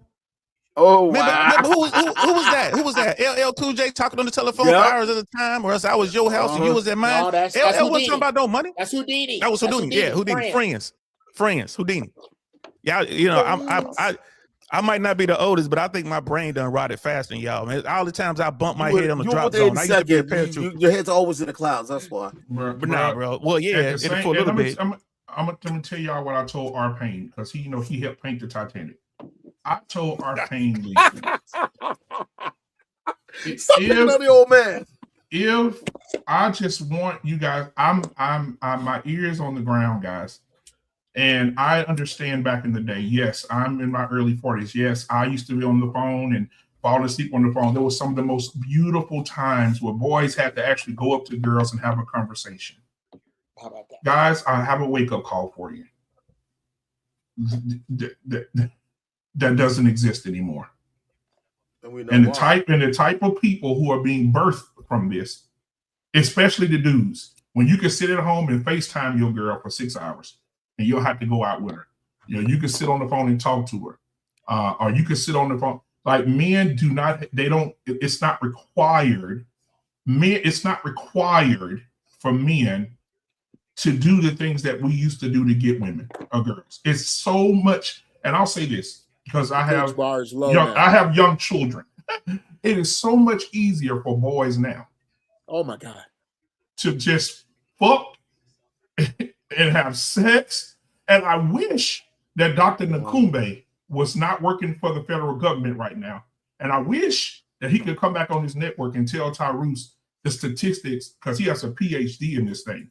I wish he could come up here and tell Tyrus the numbers of the children that are 12 and 13 years old. And he could tell you in his scientific mindset that by 12 or 13 years old, some of these children have 5 bodies already. Bruh. This is what we're doing. And you can go back and watch the old show. I had Dr. Nkumbe on the show talking about this from a professional PhD perspective on children and their sexual desires early. And he said these children at 12, 13 have already slept with 5 to 6 people already, and they're 12, they're not even 15 yet. So what I'm saying to you is they mamas are teaching them. There was a lady, I don't know if y'all saw it, she went viral on TikTok, where her son took a little girl on Valentine's Day. He where was the pulled her dad? name. PMU, where was the dad? Where was the dad? Where? What dad? Where? What are you talking about? Yeah, exactly. Where was the dad? In what situation? In what situation? You keep whining about, bro. In what situation? In what situation? What are you talking about? You brought up women again, bro. We talking about the men. Where are the men? Oh, whoa. When did I say women? When did I say women? Roll the tape back, because I can do that. I'm real good at this shit. I say children.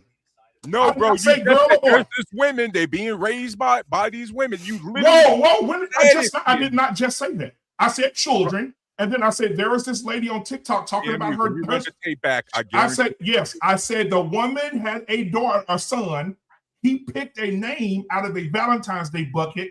The little girl in the class, he's supposed to take her a gift. He took her a Valentine's Day card. The little girl said, I don't want no damn card. I want some money. My mama said, don't take nothing from no man unless it's some money. BMU, why are the men raising the daughters like that and the other boys like that? Why are they raising the boys to do what? Why are the men raising the little boys and the girls like that? Like what? Explain. Define. What are you talking about? Like you just finished saying. They're getting these bodies at 12, 13. So why are the men raising their children to be a bunch of little whores? Are they raising them to do that? I'd like to answer that if I could. Is it epigenetics? I think maybe my answer. Is it epigenetics? Is it passed down? Is it passed down from the parent to the child? That's facts. Let's see what I've got to say. Is that epigenetics? Because I'm not going to get anything out of him. Epigenetics. No, I just said you don't want to talk about that, though. No, it's not that you're not going to get anything out of it. That's scientifically proven. The two of you, we are in a room full of super friends. Okay, right now, Superman and Batman are going at it. They don't like each other. And Superman think this is going to be an easy ass whooping, but Batman got a kryptonite bat. Thank you, Alex Keaton. BMU literally said they mamas are teaching them in that diatribe. That man literally forgot what he said 10 seconds after. Okay. Alex Keaton used to come up here and get his ass. Alex Keaton used to be one of the people that come up here and get his ass. So Alex Keaton, you stop listening to Alex Keaton because he used to come up here and get his ass cooked. That's why he don't come up here no more. Okay, but so you can stop listening to him.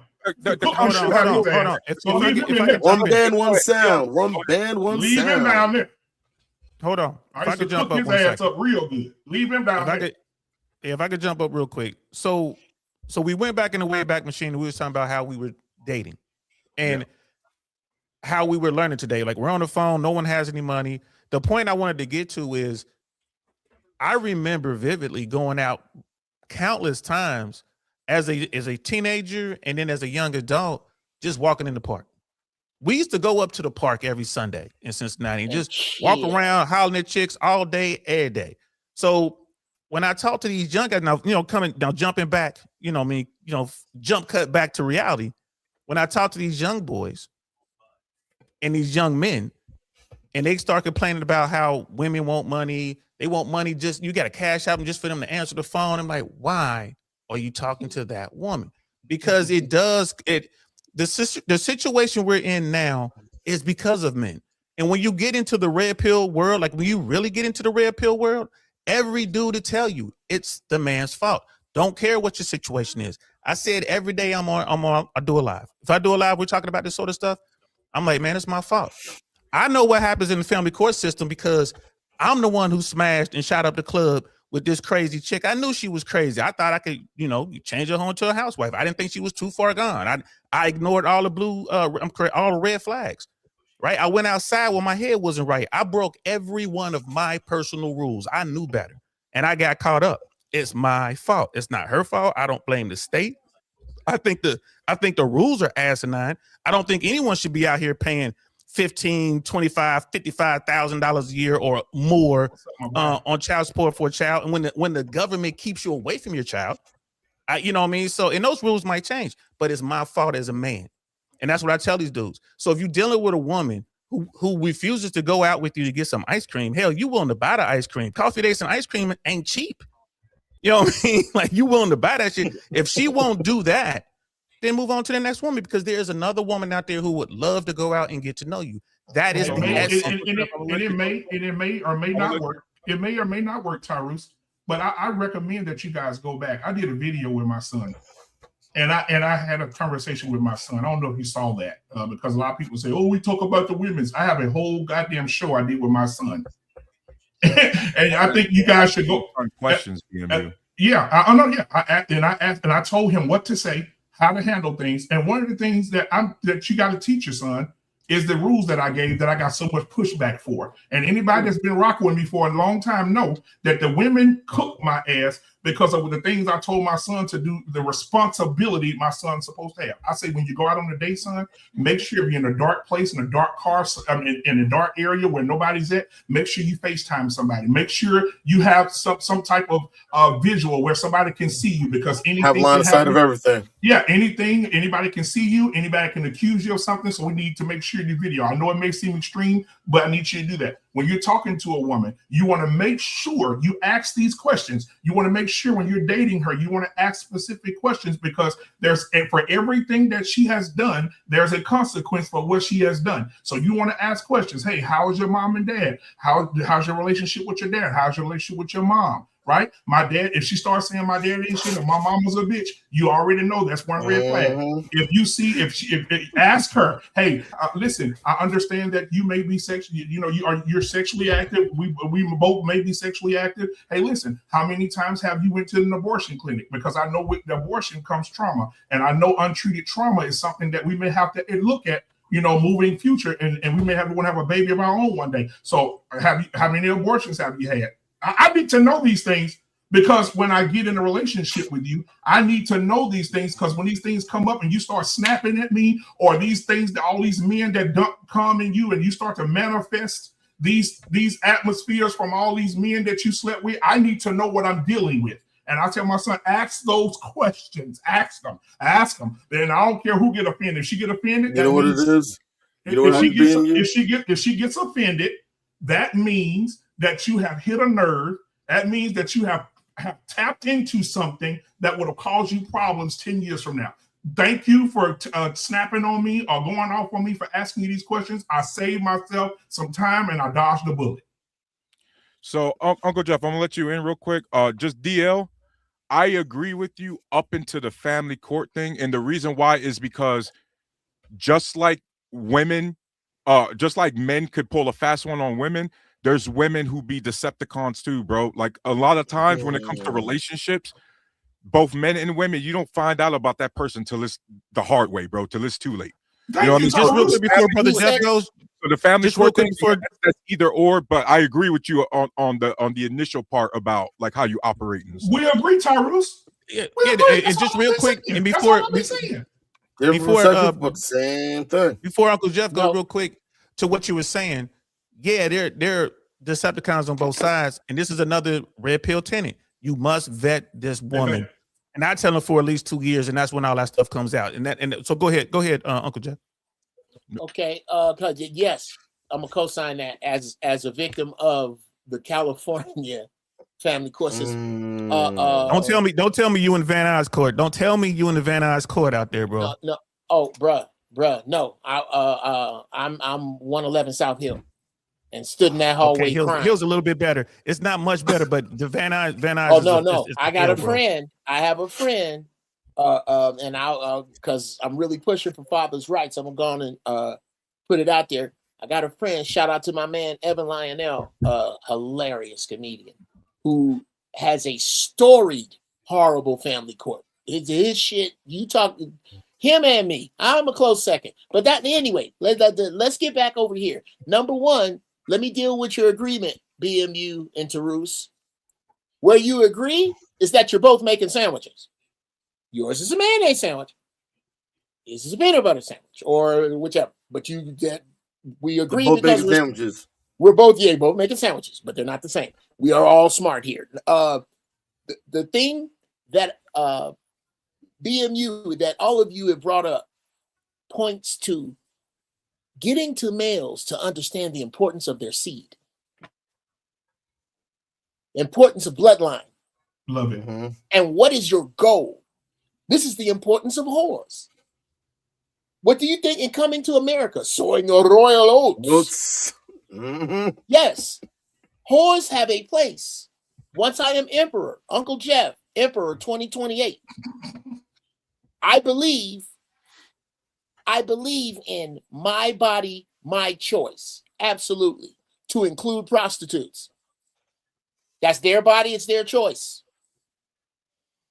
I think that every you said it. Every abortion clinic will neighbor a whole house. You got a choice, man. Here's your opportunity to make a better choice. Stop wasting these women's time if you just out here willy-nilly with your seed. From the beginning of time, although the number is bigger now, Tarus, I have some bad news. From the beginning of time, it's been dudes that wasn't getting no pussy. Agreed. It wasn't me. Wasn't me, bro. This the ugliest I ever been. I ain't had no problems. Hey, listen, I'll be honest. I was that dude that was friend zoned. I was that. Oh, Yeah, when I was younger, when I was in high school and I feel you, college, man. I was the dude that well, got thank friend you for the zoned. transparency. No. But see, here's the thing, bro. That's not. It's not something to necessarily be ashamed of, because what we are talking about is the embryo for this thing that is these men that Tarus is discussing. These dudes are the 2.0 of that. Yeah. Only it's worse because all I got to do is get on here and go, oh, Jeremy is a clown. Send. That darkness is what I believe Tarus is reaching into, and I don't think he's reaching into it in vain. I think we need to, not unlike what BMU said. Here's the shit I taught my son. Matter of fact, I think it happened on your show, BMU. There was a sister who she gave her son this advice: when you go out on a date, make sure you have enough money to buy the most expensive thing on the menu. Yep. I said, yeah, that was your show, right? That was your show. Yep. I said, you know what the problem is? And I had this revelation that women give advice to, and I'm just dipping into women jazz a little bit, Tarus. Women give advice to their sons that's good for the girl the dude is dating. They don't give them good advice for your son. You forget you love him. She don't. And it's not possible. So it didn't even make sense to her what I said. Son, this is the money you need on a first date. Whatever you eat times 2. Whatever you eat times 2 at a restaurant that you go to already. If you ain't up in crustaceans every night, then don't have your ass in crustaceans the first time you see this girl. That's backwards. The woman you love with all your heart is who you're supposed to take there. This chick you just met, we're finna eat. I can find out everything I need to know about you riding a bike with you. I don't have to spend that kind of money. We need to have a guide for these young men. It's enough to pick them out. They ain't shit. We know they ain't shit. After tonight, Tarus, you ain't got to tell me how they ain't shit no more, because goddamn, that was on fire.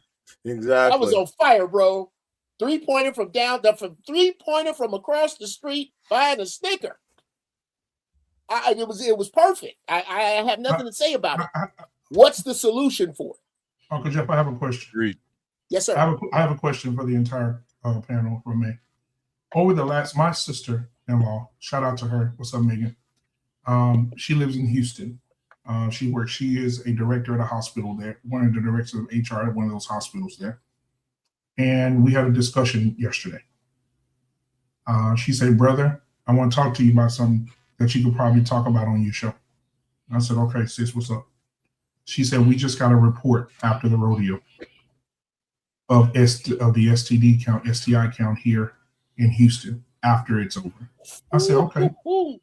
She said to me, we have 36,000 cases of STIs since last Sunday come through the hospital. I said, 36,000. And then she gave me a breakdown. 8,500 syphilis, 1,500 HIV, 25. Oh yeah, she gave me a whole breakdown. She said, you can use this for your show, brother. And she said, I know we talk about this all the time, and don't get a big head because I'm telling you the truth. She said the majority of these STIs, I don't want to say it because we're talking about men tonight. But then, Tyrus, I will send this to you right after the show. My brother happened to send me videos of some of the activities that were going on in Houston in public. Oh, shit. The situation that got so, Tyrus, I'm going to give this to you, Tyrus, because you're my brother. I'm going to give y'all this right now. This is the problem. This is the pandemic that we're in right now. There are men, black men, walking by the pool at this celebration. And guess what happened? 2 older women who were in the pool pulled this guy towards them, pulled down his shorts, and began to give him fellatio. Damn, this sounds like Freak Nick to the next They level. did. Oh no! Listen, they didn't know him. The older lady took it out of her mouth and put it in her friend's mouth. Now, I'm gonna send it to you, Tyrus. I want you to see it. On the other side of the pool, there's a woman. Some shit I be watching anyway. But go ahead. On the other side of the pool, there's a woman sitting on a man's face. Now, the man who that's the shit I be watching. The man who is sponsoring this event says, all the men in here who got their cameras out, you bitch, you are niggas who don't get no pussy. Shit. Because you got your cameras out. He says, so all you niggas in here that don't get no pussy with your phone out, because they're trying to get everybody to stop recording. We're going to put your phone down and we'll find you some pussy, you non-pussy getting niggas. Well, you find me the pussy first. So after that, how many times wish they were at that party you talking about? Pussy get in. So BMU, the guys right now, the majority of men wish they were at that party. No, I'm asking you. I'm going to ask you a question. So my brother told me that if you were at this event, because I'm from Louisiana, so at Mardi Gras, I'm gonna take like this because you said we don't get no pussy. I can take 40 nerds to Mardi Gras, and every one of them will get some pussy. You know what? I disagree. I can take 40 of them, and every one of them will get some pussy. I disagree with you 100%. I disagree with you 100%. You want to know why? You want to know why, BMU? Because I watch dudes in a country in Germany with a 7-to-1 ratio in the club be so fucking lame, they still want interested in their ass. Well, come on, Tyrus. It's lame and everything, Tyrus. It's lame and everything. You don't understand. A lot of these dudes don't have game. Like you keep making up these anecdotes, but the evidence says these guys out here are fucking lame. Okay, so Tyrus, there is a reason why there's only a select few guys at that party you're talking about. And by the way, you're talking about from the perspective of the women, right? Hey, did that guy that got his dick pulled out? Did he pull his pants back up, or did he let it happen? No, sir. So it took 2 to tango, and that man was A-okay with it, right? Tyrus, how old are you, Tyrus? I'm 38. When you were 24 and you was passing by a pool and you weren't married, and you pass by a pool and a girl said, come here, and she pull your pants down, put your dick in her mouth, you gonna tell her, stop? Probably not, because I lack, right, BMU. At 24, I was doing crazy stuff too. That's my fault because I lack dick discipline. I lack any sort of discipline out in public. Because BMU, respectfully, if I said no, stop, technically that's sexual assault now, right? But it's not about discipline at that Tyrese. age, man. You're a human Bruh, being. I mean, listen, you're a listen, man. You're a listen, male I human. See how I answered the listen, question? I was like, yeah, I'd let it happen too. Because I'm a guy and it's consensual. And guess what Uncle Jeff said? Uncle Jeff said he ain't never seen a man wrapped in a blanket saying, she took it from me. Listen. I'm telling you, Tyrese, I was getting to a point. BMU. You didn't say anything about the guy. I'm about to. No. Listen. Did you say anything about this guy being taken advantage of against his will? Yes or no? Yes or no? Were the guys there being taken advantage of? Yes. So it wasn't consensual. He was a willing participant. Yeah, they did. Oh, it was consensual. So it was consensual.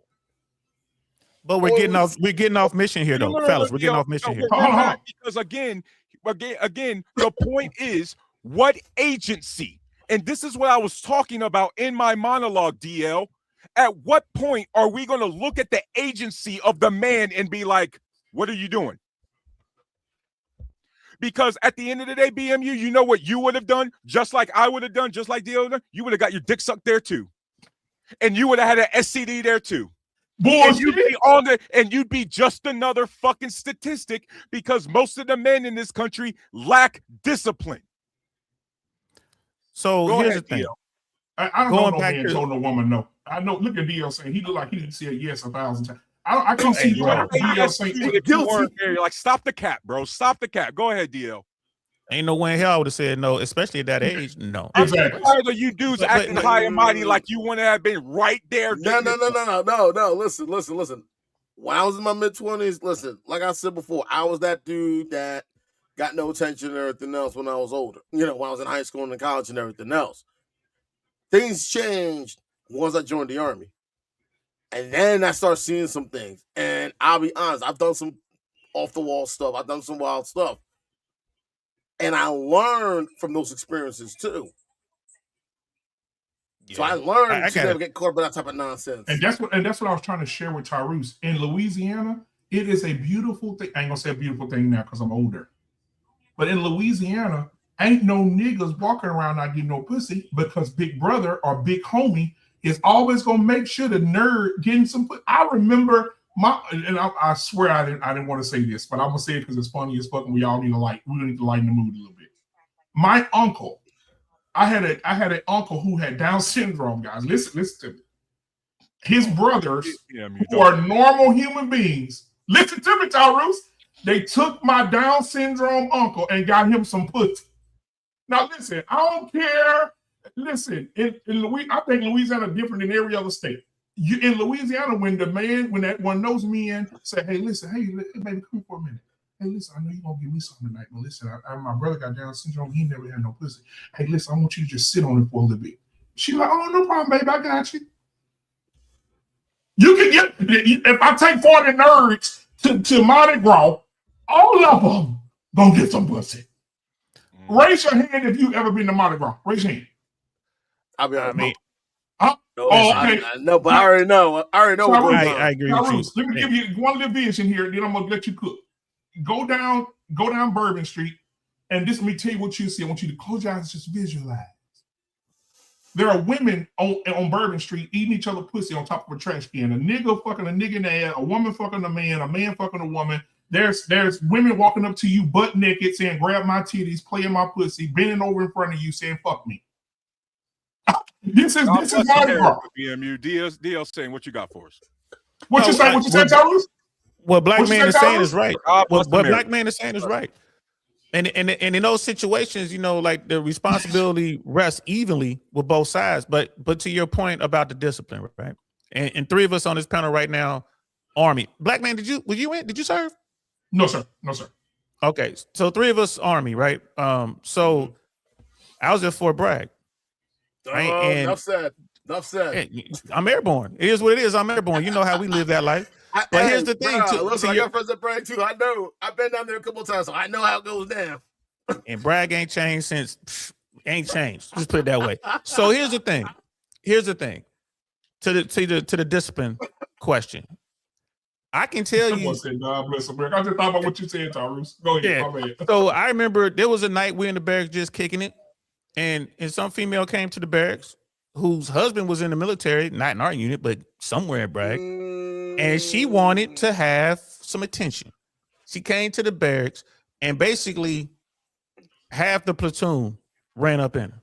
You a bad The line was literally down the stairs into the room down the stairs, right? And this was on old Smoke Bomb. If anybody ever been to Bragg, y'all know what I'm talking about. Did I participate in that? Hell no. Right? Because we was the first room they came to. Yo, we got this chick. What's up? You want to come on over? Y'all want to hit this? Hell no. I don't want nothing to do with that. Right? So there are times when you're gonna have discipline, and this is when I was young and in my prime. It's like, nah, we ain't want nothing to do with that. Nothing. Right? And that did turn into a thing. Right? That turned by the time, like a year and a half later, that shit finally made it to up the chain of command. It became a thing. And it's like, hey, man, I had nothing to do with that. But the point is, when you talk about the red pill, one of the things the red pill talks about, they say this all is one of their tenets, and they always catch smoke when they say it. They believe, and I believe this too, the vast majority of women smash the same percentage of dudes. It's like, so you might have the vast majority of single women, they all fucking with the same dudes. Now, Mardi Gras being an exception, they just banging whoever walking through there. But the vast majority of the time, but you have all these women talking about where all the good men at. You know what I mean? Where the, you know what I'm saying? How come ain't no good men out here? Because y'all all men are narcissists. All men are players. All men are this. Y'all dealing with the same dudes. Right? You cool when he takes you out to eat. You cool when he gets you onto the yacht party. You cool when you go to the mansion party. He's smashing you, smashing your friends. And then he kicks you to the curb, gets another one. And you come out and say, dudes ain't no shit. Like, well, why don't you, these invisible guys are truly invisible to him. That's the manosphere stuff. So you go into the manosphere and you tell these guys, if you want women to see you, you got work to do. You're going to have to wash your ass, man. You're going to have to take a shower. You're going to have to get a haircut. You're going to have to learn how to talk to people. You're going to have to learn how to stop being weird. You're going to have to learn how to read the room, right? It's so many things you're going to have to learn to do, right? In order to get women to see you. And then once women begin to see you, got to do what True says. You might want to exercise a little discipline, because if she finds out you got some money, bro, she might try to have that baby on you. You know what I mean? And if she does, and you live in California, that's it. Right. You know what I'm saying? Now, don't come crying to me because you're paying $3,000 a month in child support. You know what I'm saying? Like, this is all part of the game. This is all the things you need to learn. But again, this is what we were supposed to be talking about, the red pill. That's one of the things that the red pill teaches. The people in the red pill, Tarus, and then I'll land the plane here. The people in the red pill point to these guys and they tell these guys, it's your fault. You are in the situation you're in because of you, whatever that situation is. And that is what you hear in the red pill over and over and over again. Yeah, you got your Myron Gazers. Yeah, you got your Andrew Tates. Yeah, you got your Justin Wallers or whatever. But they're not representative of what's in that space. They're just a few voices within that space. So I'll land it right there. Right. So DL, we've had this conversation on your platform before too. I think I've told you before, I think the numbers are a little bit exaggerated. I think it's more 60-40. I know you guys say like the women are messing around with like the 20% of guys or whatever. I think it's more like it's facts. Like 40. You know what I mean? I agree with you that a lot of these guys are invisible. My issue is that a lot of these guys are invisible because of them. Because again, these standards, DL Saint, I'm going to be transparent because, bro, I didn't bag every single girl I talked to. Hell, probably the majority of women I tried to talk to in my life, it was a rejection. Right? But the women I did mess with, guess what, bro? They let my broke ass smash. I didn't make no six figures DL. I didn't make no 60K or 80K DL at fucking 18, 19, 20. You know what I mean? It's almost as if those standards, like I mentioned before, those requirements like salary and your materialism only applies to dudes that they don't like. But Tarus, the Because game DL doesn't change. Well, But hold real on, quick, Tarus, in your scenario right there, did the woman you was dating with your broke ass, did she require you to pay her $200 for her to even agree to go on a date? Did she demand that you take her to the most expensive restaurant in town? And I And literally if she just told did- you why. Because and if she she- like because they like me. They're not demanding that shit from people they actually want to be with, DL. They demanding that shit from dudes that are just But how they Tarus. getting the norm though, Tyrus? If they're asking for Bro, I don't 200 BMU. The same way all these other dudes seem to still manage to go on dates despite being broke. A lot of these dudes are tricking though, Tarus. I'm telling you, the game done Yeah, changed. they I'm not tricking saying hard. Yeah. DL, you know I come at these conversations in good faith because a couple of years ago, you specifically told me how they be playing these dumbass games. BMU, when you mentioned my car yesterday, DL had told me that one of these lame ass I didn't know the dudes were doing it. But DLC said the guys would like take the keys or whatever and like put them on the counter or like the bar. At the bar, yeah. On the bar. Yeah, I was like, brother, that's fucking lame. There's no woman that told them that shit was cool, DL. You know where they got that idea from? They got that from one of their homeboys. They got that from somebody on the internet who's like, hey man, yeah, if you show But real quick, Tarus, just on that point right there. Maybe they got it from their homeboy, but you know why he kept doing it? Because it worked.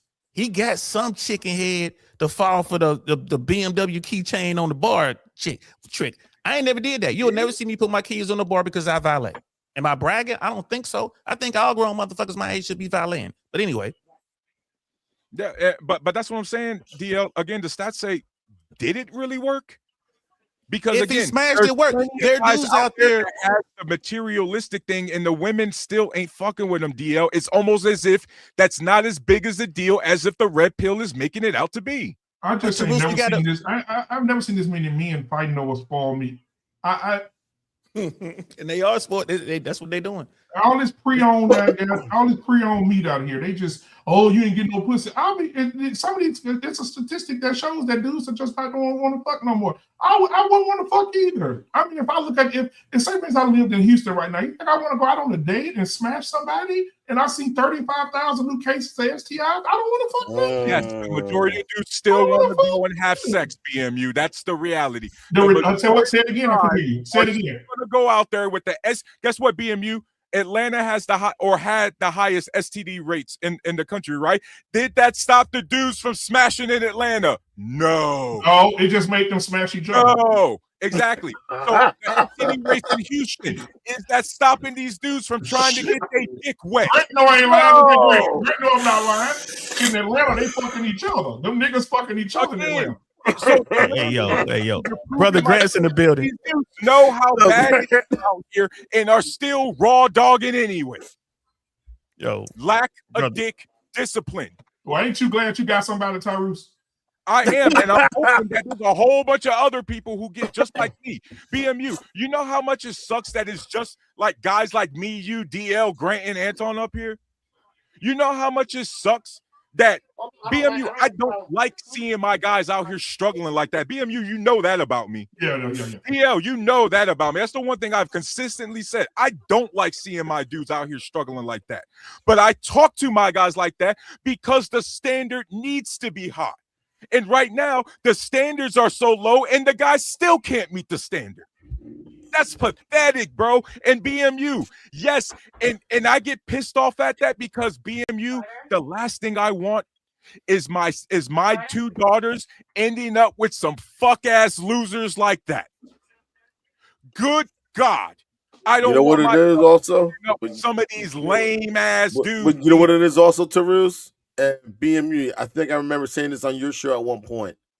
The problem with some of these situations with some of these individuals, when they're growing up, when they're kids and starting to become adults, there's no balance.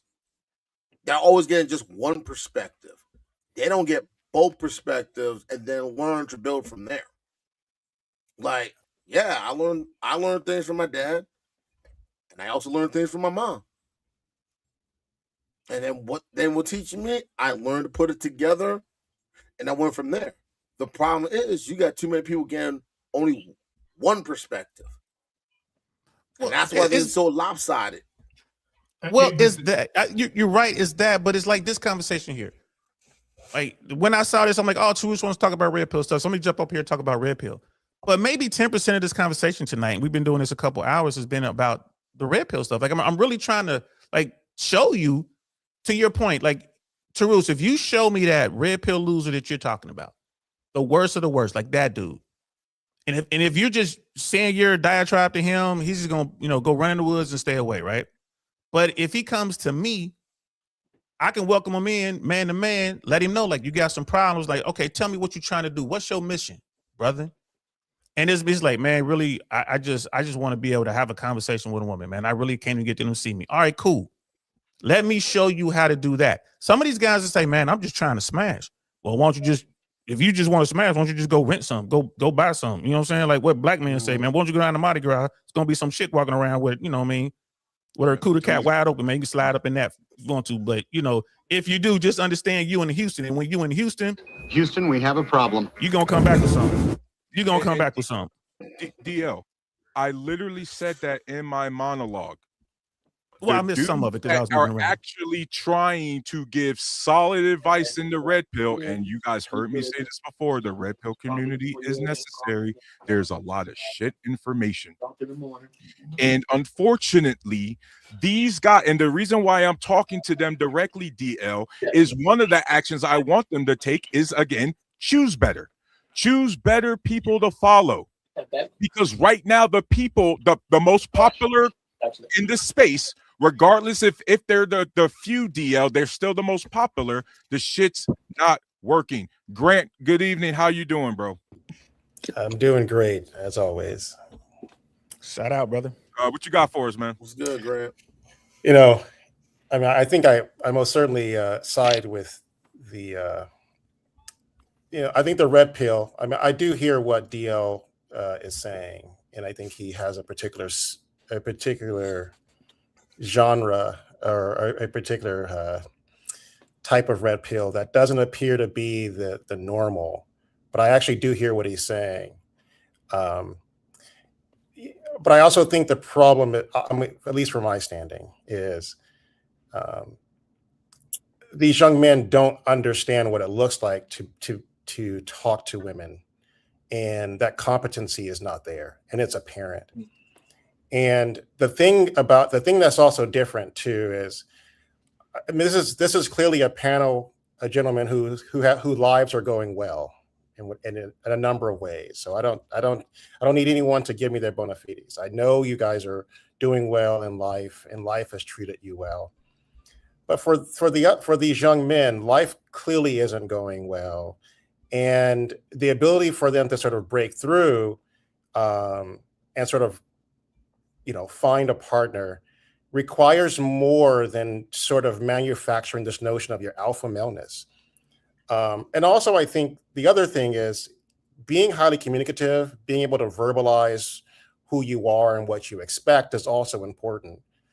I don't think a lot of these young men have that. And I think let's take away the cohort of women who may be problematic, correct? But let's say that there's a layer of women who are normal, have brains. You can talk about the philosophy of Hegel, correct? You can talk, maybe. Hey, where's she at, Holmes? Yes, exactly. Those women do not want someone who is going to speak in a manner that is completely disrespectful, who lacks the ability to talk through their desires. I just don't know if that's a right place for young African-American men or young Black men.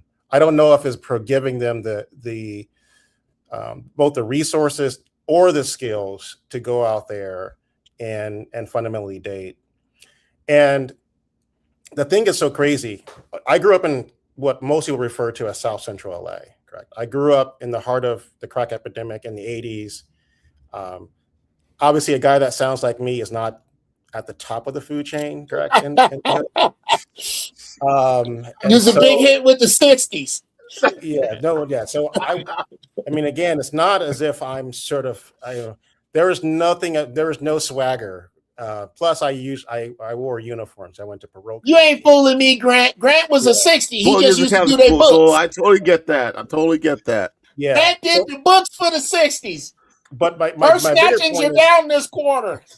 yes, exactly. My bigger point is instead of internalizing whatever I felt, correct, whatever isolation I may have felt, whatever sort of interactions that may not have been optimal, I couldn't turn that into being anger. I couldn't turn it into being duplicitous, correct? I had to turn it into something that allowed for me to succeed.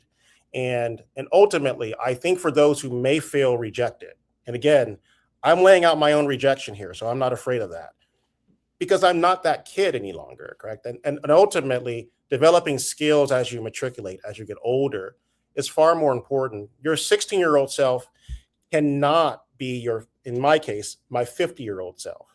Come on. And I hope not. yes, correct. But you have to at some point put that away. And then you've got to have something beyond what you hate. You have to figure out what you desire, and then you have to be able to go out there and retrieve it and get it. And I think having those skills is far more important than determining what you don't want. Brother Grant, if you told me you live south of the 10, I would not believe you. I'm just saying it, man. I'm just gonna go out and go on record and say it. Are you I used out to here? be. I did a quarter out there, man. I used to work in Van Nuys. I'm a retired air traffic controller, so I worked at Van Nuys about 15 years and some God. change. I was down in San Diego for a minute. So yeah, bro, I was all, and I do stand up. I started at the Comedy Store on Sunset. Get out of town. We gotta talk. Well, We gotta talk. Well, yeah, we got to talk because I was an avionics technician. I worked at Douglas after I got out of the Marines working on helicopters. Damn, and you a Marines? You crazy motherfucker sitting right here, y'all. Crazy man sitting right here. I wanted to ask you guys, Uncle Jeff, Yes, sir. DL, Yes, sir. Grant, Anton. One of the questions I wanted to ask you guys, especially about this space,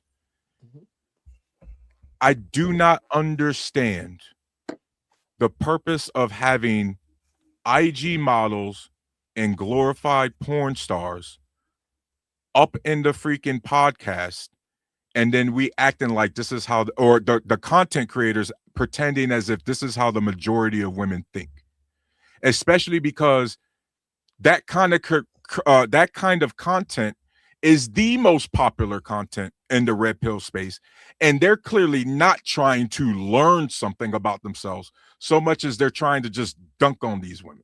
Okay. And now we're seeing to the point where these young men are starting to have these ideas of women as a majority out here in real life based on what they hear from glorified porn stars. What do you guys have think about that? I'm after Uncle Jeff. I want to go after Uncle Jeff. Okay, yeah. Now, number one, just really briefly before I get into that, look at this panel. You say what you want to about black men. You say what you want to about all of the internet is monkey store and shit. If you think that, and you can watch this, I want you to get something dull, ragged, and germy and fuck yourself with it. Now, I think that the this is some good shit. What was your question? Yeah, I'm fucking with you. I'm fucking with you. Yeah, I like to fuck with you. No, I'm just saying, it's just a dope fucking show. That's proof that he's a Marine. That's proof right there. He's a Marine. Yeah. With love, I will fuck you up. No, really. What was the question? Just one more time, really quickly. What? Just to remind you real quick about they keep using the OnlyFans models and okay, yes, the OnlyFans Yeah, models. Yes. Okay, I'm back. That's all I need. The OnlyFans models. Here's what we have to look at. You have to follow the cycle. And Grant was right at damn on it. You have to follow the cycle of the thinking of this individual. When they buy sex dolls, what do those sex dolls look like? They don't look like regular women, do they? I ain't never seen a sex doll with a fupa. No. They get, so what these women represent for these dudes is access to the highest, because I don't have the game to get the highest. And I have an acronym for game. It's grown ass man energy. I don't have the grown ass man energy to attain a dime like this. I can't walk into the Ferrari dealership and buy the car I want. So I'll take this Ferrari with the multicolored flags on it at the used car spot that probably needs a $60,000 service, and that's why I'm getting it for $40,000. That's what these women represent. So what our job is, what I think a great show would be, is to again, there's a group of women that and I feel BMU, that he does not feel exist, that we believe is rare. I know they exist. I know right where to find them. Crimson Cure, Danica Marie, Erica Lachey. These are sharp sisters. Reva, these are sharp sisters. You need to find a panel made up of brothers and sisters that we deem to be fairly intelligent to critique one of them shows. Because what you are saying, have you ever seen the movie Malcolm X? Yes. Yes. Okay. Well, I'm about to Elijah Muhammad your fucking ass right now. When Elijah Muhammad was talking to Malcolm, he said, you don't have to overtell the people that this water is dirty. If you show them the clean water, they will drink the clean water. It is our responsibility to make that clean water you're talking about. How hard is it? Because I think you got a point. I haven't seen the show, but I think it's full of shit. I think I am lockstep with you, Tarus. Yes, young man. I told you I'm gonna live up to that ghetto Yoda Morpheus. Yeah, I don't know, Grant. I am the Yoda that for some reason the universe has assigned to Tarus. Because the other elders up here, they just get they all they can do is get frustrated with him, and they can't relate to him, and he's like the wild horse till the dude walks up.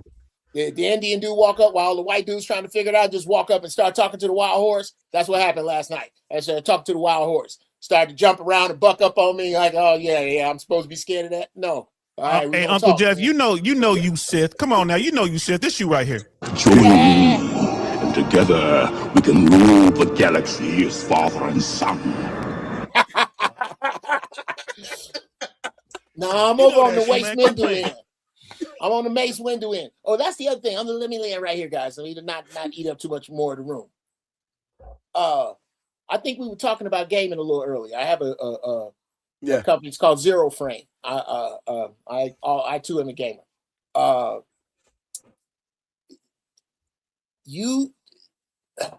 do I put this? Gaming is kind of like weed. People think that smoking weed makes you incompetent and lazy because lazy, incompetent people smoke weed. The same thing with games. People think that games make you lazy and incompetent because lazy and incompetent motherfuckers play games. The truth is, we the only ones that's just playing. White boys making money over there. We need to put together squads and get some blood on our faces if we're going to play these games. Let's get the bread out of it. And yeah, I'll land it there. So DL, your question, you remember the question? Oh shit! Yeah, because you were talking about why, like, you know, and you know, let's not, you know, let's keep it 100. We're talking about Fresh and Fit. We're talking about the whatever podcast. We're talking about those type of platforms, right? Why do they continuously show these type women on the platforms? Two reasons. First and foremost, the biggest reason: money. That's why they do it. The second reason is entertaining, right? Because that is what the people are buying. Right, there's a product out there that people want. There's a group of people want it, and they're buying it. I would challenge anyone to go into the archives. You will have to go on to Rumble to find it. You go back to year 1, year 2 of the Fresh and Fit podcast. There were some real conversations on that platform, in that studio, with real women who were not the OF fans. They were not the thoughts, and they were not, they had women on there who were in corporate. They had people in healthcare. They had just regular women who were hustling. And what I mean by hustling, like working their little corporate job at the daytime. And then they had one girl who was like, whenever she needed money, she would go and dance a little bit to cover the gaps, because she was an entrepreneur, a real entrepreneur. Like, she's still out there. I'm talking about Slow Jam. She's still out there putting out her product. Checking her ass. Hey, bro. They had these kind of conversations, and they were really good conversations. It was productive, and it would show you the difference between what men and women were looking for, and it would show you the disconnect that some women have when it comes to their perception of men. That's where that thing came from. Whenever you talk to a woman, it's like, oh, I want someone who's 6 feet, making 6 figures, has a 6-pack, and da. Where did that come from?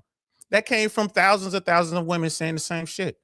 Then it got to a point to where someone created this delusional calculator. You guys have probably heard about this by now. I remember when they first brought it out on Fresh and Fit. This delusional calculator is like, you basically have a woman put in what she considers the type of guy that she wants. I want a guy who, makes this much a year. I want a guy that's making $100,000 a year. I want him to be black. I want him to be fit. Right? I don't want him to be obese. I want him to be single. I want him to be straight, not gay.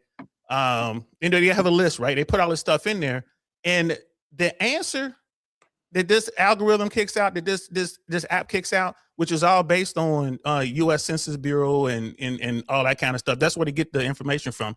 It shows you what percentage of the population this particular guy model fits.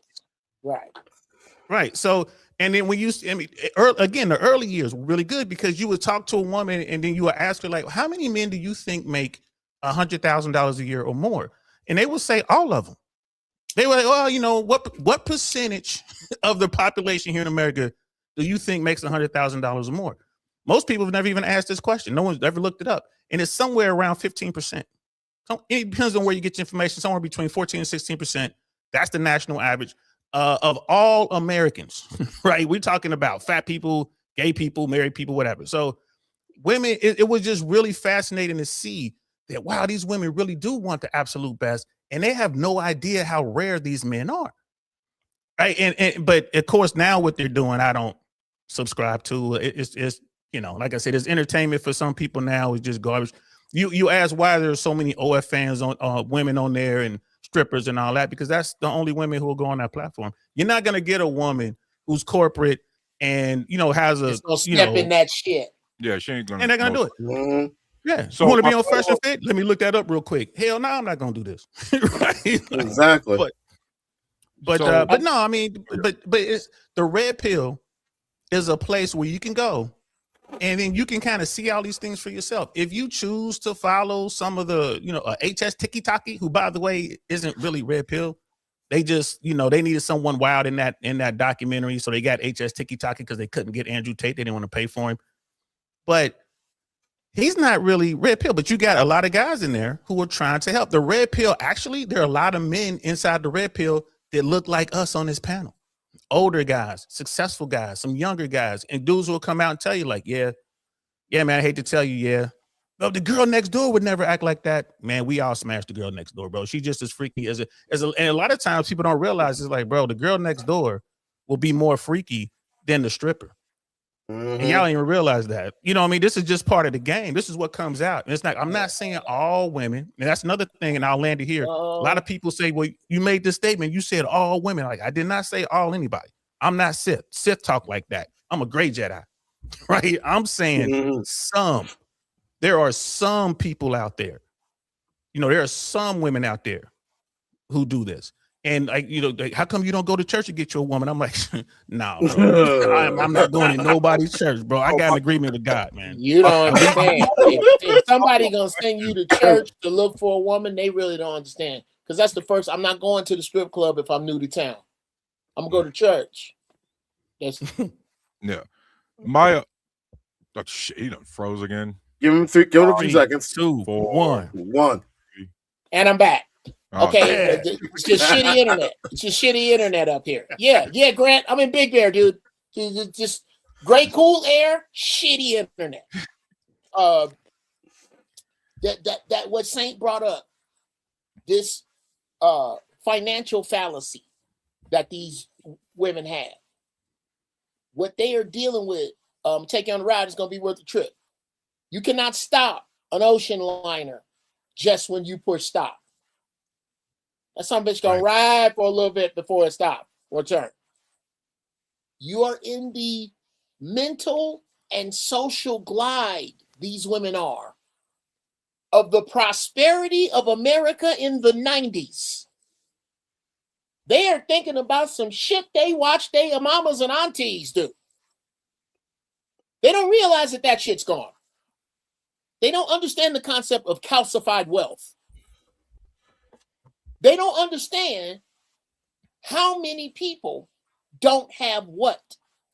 They have set these rules, especially black people. This is brilliant. Black people are, but then again, niggas don't want something until they saw white folks with it. It doesn't have any value until they can. Black people have been chasing the farts of white people as long as they have made it and as fast as they have made it legal. This. I don't know. I don't get it. But it is that coasting, that social coasting, that it's going to take them a minute to hit the brakes, that it don't take none of y'all. This foresight that we have is ours to give. Those of you who I'm getting used to being the oldest dude everywhere I go. Those of you who are younger than me, again, look around. I'm gonna rock this. I'm gonna shut up. You know, when you watch sci-fi movies, the year is 2045, the year is 2061. In all these movies, even in the Marvel movies, somewhere after Act 1, the shit hits the fan. Somewhere at the beginning of Act 2. And they have to go see a council of elders. That's y'all. Y'all are the old people in the future. We are supposed to be doing this shit right now, because when the feces hits the rotary oscillator, gentlemen, and it's not that far from it, when America is finally pronounced dead, this shit is gonna be something different. I don't know what. It's gonna be something between The Handmaid's Tale and I don't know, dude. I don't know. And the Book of Eli. And the book of, there you go. Somewhere between the hand. Thank you, sir. I figured more of the Man in the High Castle or Designated Survivor or Red Dawn. Anton, what do you think about the impact of OnlyFans models on the red pill content space? It's all about getting someone's attention. That's basically what it's all about. Like the fellas said, it's all about entertainment. And George Carlin said it best. What kind of news sells best? Bad news. And people are always drawn to bad news or some form of negativity. Just cause. Plain and simple.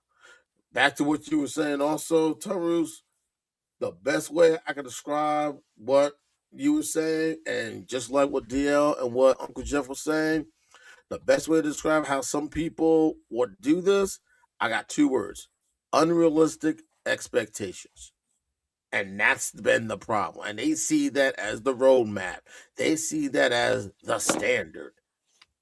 And the only person I can see reaching that standard is the Son of God. But you're going to find one person still find a way to say, that's still not good enough. Jesus ain't going to make that standard. He was broke. Yeah. Jesus couldn't go to church now. Let him in there. Thanks, Can't pay the cover, bro. Yeah. Hey, Grant, same question to you real quick. I just want to shout out a lot of people in the chat. Honey Wisdom, Byron, Tammy, Robert, Miss Pamela, Richard, Amir Khalifa, Match Pow, he's on the Twitch. The Omnibus Chris, shout out to all you guys. Braxton again, he's all up in there. Ooh, Brax, that's a good comparison. Yeah, shout out Brax. What up? Brax, I never thought about Cal that. Bright, all you guys. So, Grant, what do you think about the impact or potential impact of the OnlyFans models on the red pill content? Yeah, they're there for attention, correct? They're there to get clicks.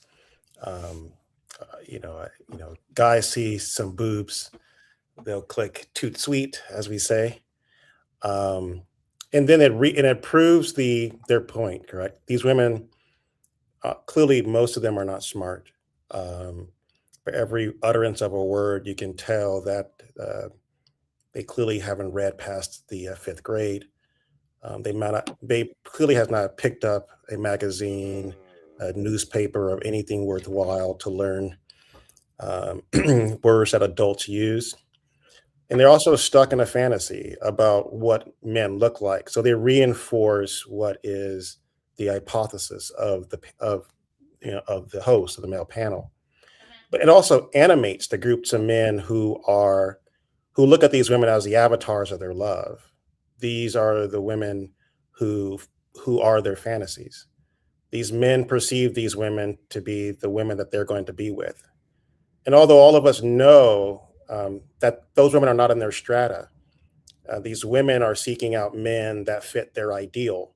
And they're talking about the men that fit their ideal. The young men who are then hurling insults at her are mad because they are not the ideal. And I think what becomes a problem is,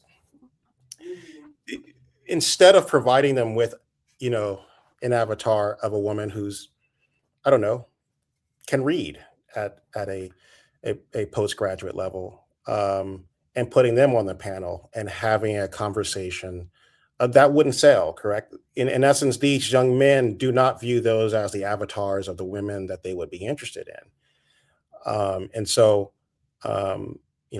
these young men flood in with their frustration and their anger because they can hear the stupidity in the women, correct? These young men aren't dumb. That's the one thing I want to make clear. These young men are largely sitting in environments where there's other relatively smart young men. They are going to be gamers. They are going to be these isolationists. They're going to be hurled with other books to read by others within their community. These aren't dumb kids. What they are just, they have this asymmetry with who they are and what the world is offering to them to some extent. And given this asymmetry, they turn themselves into this sort of ragtag, bunch of, I know maybe somewhat victims, of angelic, very incels, unfortunately. And I would just say this to you, DL. I took a chance to hop over to your page. You're not red pill, sir. I mean, and I'm not saying that as pejorative. Good work. I think what you're putting out is diametrically opposed to what is the more broader sense of red pill. And I would just say, just in my brief perusing, it tells a lot about who you are. And I imagine, this conversation I may be having about red pill in a sort of broad sense, I would say is not any indication of what you're doing. And I'm not saying your description of it is incorrect or anything. I'm just saying, kudos to you. I do think if a young man shows up and watches any of your videos, they most certainly aren't going to be incels. And if they are, they'll leave very quickly. Guys, do y'all remember Thank you. the Thank you, brother. magazines Appreciate that. that used to be popular before the internet, like King magazine, Video Vixen joints and all that? Yep. Mhm. All these guys we're talking about, when they're trashing these women for their so-called delusional standards, if we were to give them a survey and ask them to describe their perfect woman, what would she look like? Would she look like the librarian they claim they like, or would they look like the video vixens? Uncle Jeff? You actually caught me trying to figure out how to make a vertical. I was listening. You good. Well, I'll go before you ask. Yeah, I'll real quick. You're good. What would she look like? She would, if you give a guy who's never been around women, we're talking about these red pill hardcore dudes, and you can say, hey man, I'm gonna grant you one wish. You tell me whatever woman you want. You can describe her to a T, whatever she looks like, and I'll snap my finger and you can have her. And yeah, she'll probably look like those vixens, and she'll probably look like an IG model. She'll probably, because they don't know any better, right? It's like saying you can get a car, any kind of car you want, man. I snap my fingers, yours. What kind of car you want? I want a Bugatti. Like, bro, you can't afford to sit in Bugatti. But all right, there you go, you got one. So, but in real life, realistically speaking, these guys, those invisible guys, they will take whatever is given them. Doesn't matter all this shit they saying. At the end of the day, when the cameras go off and when they finally work up the courage to come over here and talk to Uncle Saint, because I've been to countless events, and I'm about to start having my own events. When they come over, they finally work up the courage to talk to me. They come over with this hardcore rah-rah stuff, and I'm like, hey, slow down, son. You good? Ain't nobody watching, man. Ain't nobody listening, man. Talk to me, son. What's really going on? Like, what do you really want? What is your mission? And then, bro, almost all of them say the same thing. Like, man, I don't want a rotation. I'm not trying to have multiple wives. I just want one good woman who cares about me and respects me. Can you help me? I can show you the way, brother. I can't guarantee any results, but I can surely show you the way. And if you're willing to do the work, I'm willing to meet you halfway. That's what I do. These guys need help, man. They don't even have friends now. They don't have friends. They don't know how to make regular friends. No one goes outside. You know what it is also, DL? Let's look at everything that's happened within the last 30 plus years. A lot of the changes you see at a lot of schools. No recess. So they don't know how to interact. They don't know how to communicate. They don't know how to say hi. No gym. So they don't know the importance of how to stay healthy and physically fit. No music. No art. No dance. They don't know how to be creative, imaginative, and think outside the box. This is what's happening. When you got rid of all those programs right there I just named, recess, gym, music, dance, the arts, when you get rid of those programs, what do you have? The people that we're seeing now currently. People who don't know how to say hi to a person in the same room, but they can DM anybody for 3 hours like it's no big deal. Okay, if I may, and I 5, 5, 4, 3, 2, 1. I hate this shit too. I swear to God, I do. Cause see, you guys know I stopped before I know I stopped. I ain't talking to nobody. I hate this shit. And I hate to jump right into, but yes, dude? These dudes that this is social engineering. This isn't by happenstance that I can connect you to this thing that I can turn off. And when I turn it off, you are ignorant drones. You are ignorant drones. While I have educated my own children, I figured this shit out with my youngest, who is now finishing in his sophomore year in college. When he was in high school, I was an active father. I lived 2 blocks from his school. Wasn't none of this, you just up there. I'm up here too. I also was dealing with a private school in the city of Pasadena. This is when I found out that 84, I shit you not, was an A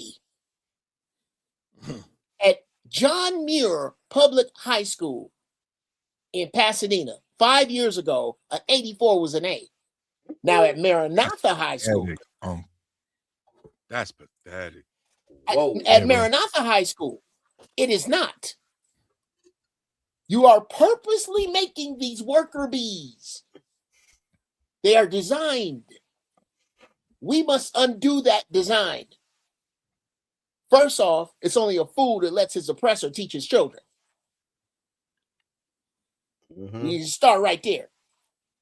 All this, oh, they taking Black history out of school. Pretty please with sugar on top take Black history out of school because you fucked it up and lied in it anyway. There is nobody responsible around me for what young Black children know more than me. I will be 61 years old. What's that?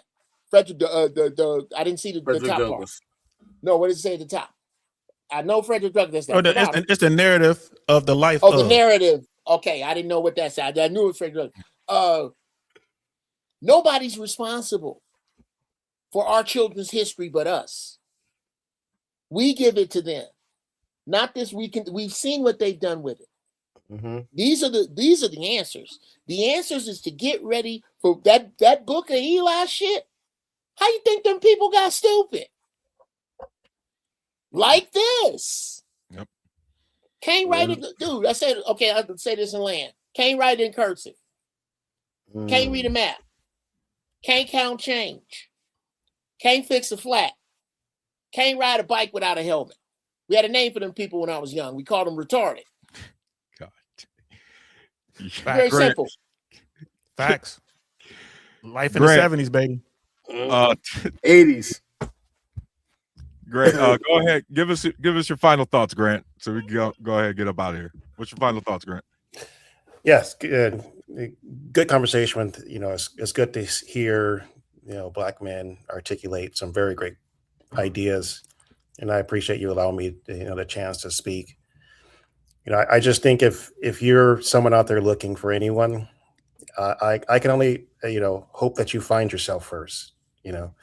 I think the one thing that has helped me more than anything in life is that the moment I knew who I was or who I am, I had a better way of determining who fit within my life. And it's worked out pretty well. And I do think there's a ton of resources, people who are seeking to help you. It's awesome to find out that DL has resources. And I know BMU does some different shows as well. Obviously, this is one of them, correct? Pay attention, seek out the people who can help you. Just those who are yelling at the top of their lungs, they usually don't have anything worth saying. Those who are measured and thoughtful, those who are going to provide you with insights and help guide you through the way, are far more useful to your life. And just take a moment and reflect on the people who are successful, the people whose lives are doing significantly better than yours. And just imagine the steps they took to get there and the steps that you aren't taking and why you're where you are. And so if you reflect on those things and begin to see the dichotomy between your life and others, I think you'll begin to see that the people you should be listening to are the people who truly have figured it out to some extent and may have the kind of advice that's going to help you going forward. And so I think seek out those truths, seek out the people who have a sense about themselves, and just maybe, you can find the kind of success you're looking for. Yeah. And everything Uncle Jeff said was on point, guys. And the Red Pill addresses that too. They call it escaping the matrix. Everything we talked about here, these conversations are within the Red Pill, the Mantle Swamp community, whatever you want to call it. So, and before we get out of here, I know we got to go. I just want to thank each and every one of y'all, man. Steph, Charus, Black Man, really appreciate y'all. Every brother on the panel. This is one of the best conversations I've had this year. I mean, and I'm not talking about online. I'm talking about anywhere. And these are the kind of conversations that keep me going. This is like, all right, this is going to make me not stop. Like I'm retired. I could just sit around and do nothing, but this is going to keep me working hard to help these dudes. And anyone out there who's listening, you think Manosphere is horrible and all Red Pill shit is crazy, I challenge you to go listen to Rich Cooper, listen to Dr. Orion Taraban, listen to Michael Sertain, listen to DL Saint. Just go out there and listen to what some of these people listen. Listen to Professor Scott Galloway. Imagine that. Professor Scott Galloway is part of the Red Pill world. Wow. Go out there and listen. There are people out there who are talking about this problem we have. And the man, like Taru said at the beginning, was the best monologue I've heard all year anywhere. He is absolutely right. Yeah, he is absolutely right. Men are shitty today. So what are you going to do about it? I'm not the kind of person that wants to get organized and go march in with the army. I'm a paratrooper. I go in feet first, right in the middle. That's how I handle this business. I jump right. You don't like into legs. the middle. That's what it is, bro. You don't like I don't legs. like legs, man. I don't normally talk to y'all, man. I ain't gonna lie to you, man. I normally don't. I'm doing this for the Red Pill, but I want to get in there and I want to help I want to save one young man from finding himself in the family law court, either on Hill Street or in Van Nuys or wherever in the world. I want to help one young man not get his heart broken and get devastated to the point where he wants to end it all. You know what I'm saying? He wants to self-delete. I want to stop that man who doesn't think that he has a chance in life and goes out and hurt other people before he hurts himself. That's what I'm trying to do. And if I could just stop one, I think God will like that, or God, or the universe, or whoever it is y'all pray to. You know what I mean? It could be the Anunnaki. Right. I don't care. I'm open to everything. You know what I mean? So, but that's where I am with it, man. So again, thanks for having me, Truce, man. I really appreciate it, bro. Absolutely. DL, plug your book real quick. It's not done. I just finished the manuscript, so the book isn't done. I'm gonna need another 60 days. But I got the manuscript done. Now I just got to get it. I got to pay to get the books actually made. I'll be back in 30 days and I'll plug it properly. But come check me out on I Really Want to Know podcast. I'm on Gumroad, DL Saint on Gumroad. You can go there. I have a bunch of ebooks out there. Other products that covers red pill stuff. It covers how to be a stand-up comic. If you want to be a comic, I got ebooks on that. I got ebooks on networking, fashion. So just check us out. Hell yeah. Thanks for coming up, man. Anton, what's your final thoughts, big bro? Wow, this was definitely a great discussion we had and everything. It really it is. I'm glad I jumped onto it and everything else. Now, the piggy bang what DL was saying, just like I was saying before. If you're tired of your current situation, do something about it. And the problem is with some guys, they don't want to put in the work, but they want all the benefits that come from it. What's the one thing you always hear from successful people? How'd you get to where you are? You know what they say? I read books. And I think that's what sometimes people got to do. Open up a book. If you have trouble reading, get Audible, get Libby, listen to an ebook of the same thing. Be willing to change yourself for the better. I didn't say become someone that you know you're not. Become a better variation of who you currently are. And the problem with some guys, they're not willing to put in the work or the time or the effort. Like I said before, I was one of those invisible guys. I was one of those guys that got ghosted. I was one of those guys that got friend zoned. But I realized I had to make some changes. So I did. And I was willing to do that. Not to be a jerk, not to be disrespectful, not to be misogynistic, but to be grounded. To have that assurance and confidence. I didn't get to this overnight. It took time. I had some setbacks. I had some hiccups. That's okay. I learned from it, and I kept it moving. Or as we like to say in the military, I Charlie Miked. And that's the problem with a lot of these people, with a lot of these guys. They don't have a sense of resiliency. They don't know how to get back up when they fall down. And we've heard it too many times. Tarus, DL, Unc, being in the service, we've heard it too many times. Get your ass back up. Dust yourself off. Continue the mission. Keep moving forward. And I took those things from what I learned in the Army and I applied it. I read books on how to become a better version of who I am and applied it. And I think that is the problem. People are too scared to change. But hey, if you don't want to change, continue to bitch and moan, suck on your thumb, fall on the floor in the fetal position, sit in your own piss. Go ahead, keep doing that and blame the world for it. Or you can do something about it. And be mindful of where you get your information from to become a better version. And the one thing I will say is this. There's no such thing as bad operations. Only bad leaders. That's all I got to say. Know some words we're thinking about. Hell yeah, man. Thanks for being up here and joining once again. Uncle Jeff, thanks for man, that fetal position. Oh, what's up? That fetal position and all that piston stuff, man. What I do in my bedroom is my business, man. I don't need you going up here talking all that stuff, man. Just saying. My bad. I didn't mean to put your business out there like that. That's right. Yeah, man. Just remember to change your depends before you go to sleep. That's right, man. You filthy motherfucker.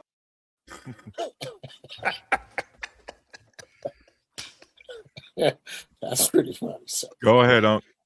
hey, man, I know we was plugging shit because this tonight's show's being brought to you by the Family Secret All Natural Body Butter. People ask, hey, Uncle Jeff, how you get your skin so goddamn smooth?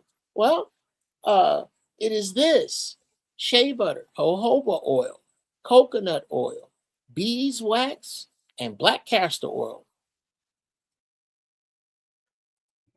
Oh, 5, 4, 3, 2, 1. 0. That's all.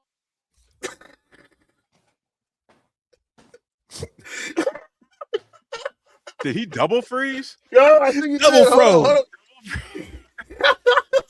hold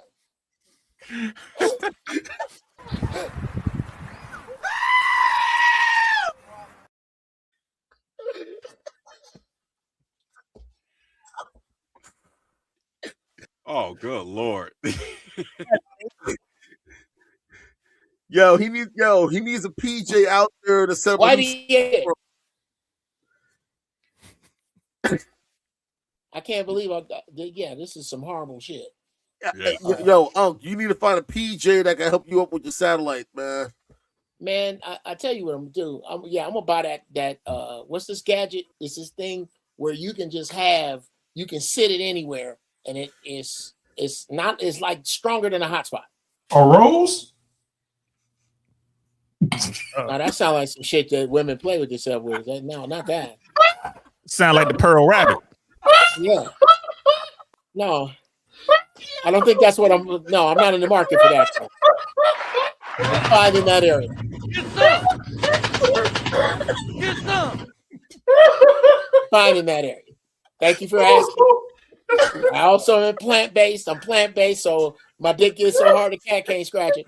I don't have no problems there.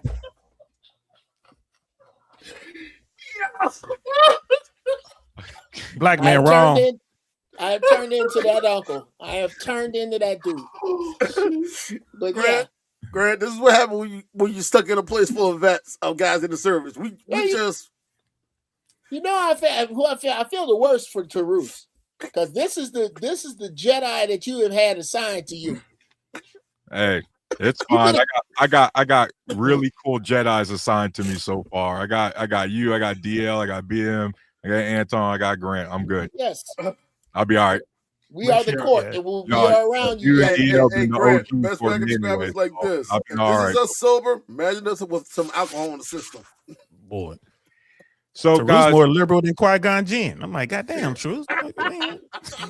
So guys, before we get out of here, my final thoughts is this: we had great conversations, great back and forth. For my current red pill viewer who right now is unfortunately living, you can change. And guess what? It doesn't actually matter your age, because right now people are living longer. Medicine's getting better. There's always time, especially in our country, as bad as it is, to reinvent yourself. Some of you guys, due to no fault of your own, again, I say it, you lost the birth lottery. So unfortunately, you got to build confidence the hard way. You don't have a dad to really mold you to how to be from a boy to a man. So one of the best ways to generate some self-confidence is to really start investing in yourself. And I'm not even talking about just going to the gym. I'm talking about one of the best feelings is if you can have $25 sitting in your savings account and actually let it sit there for a month without touching it. Then you put another 25 in and you let that snowball. I need you guys to go get on your bank's app or a wealth management app, because a lot of these companies today are zero trade. I do not care if you only have the money for one share. That one share of whatever company you want to buy is still greater than zero. Progress is progress. Do not think you need to start progress at some artificially designed number. You start with the number you got in your pocket now. But one of the things this confidence is going to help you guys build is one of the biggest things that we lack in this country today, our American men, you specifically, and that's commitment. You guys have hard times committing to anything, never mind women, because first and foremost, you can't commit to yourself. The best way to commit to yourself is start small and let it snowball from there. Those are my final thoughts. And by the way, listen to the OGs like Uncle Jeff and DL. These guys know what they're talking about. And so all you guys, thank you so much for rocking with me. Everybody in the chat, thank you so much for being active. This was a great panel. I know we was rocking a little bit longer than normal, but I'm glad we did.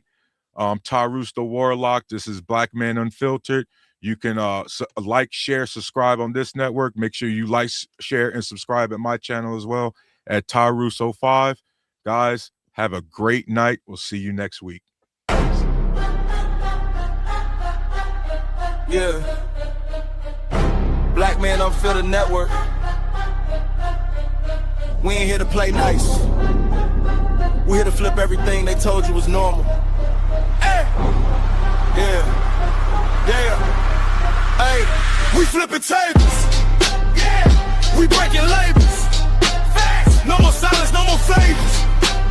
Truth hit hard, can't save it. Yeah. We flipping tables. This that real, no cable. Hey, if it's fake, we unplug it. Welcome to the table. Yeah. I came in the room, they was comfortable, quiet. Smiling in your face, but behind it is riot. They told me be calm, but I'm built for the storm. When the truth in the building, you better transform. They don't like a man when he speak with direction. They love you when broken, confused, and correction. But I'm on a mission, I'm changing perception. No filter, no fear, just raw intersection. System designed just to keep you disabled.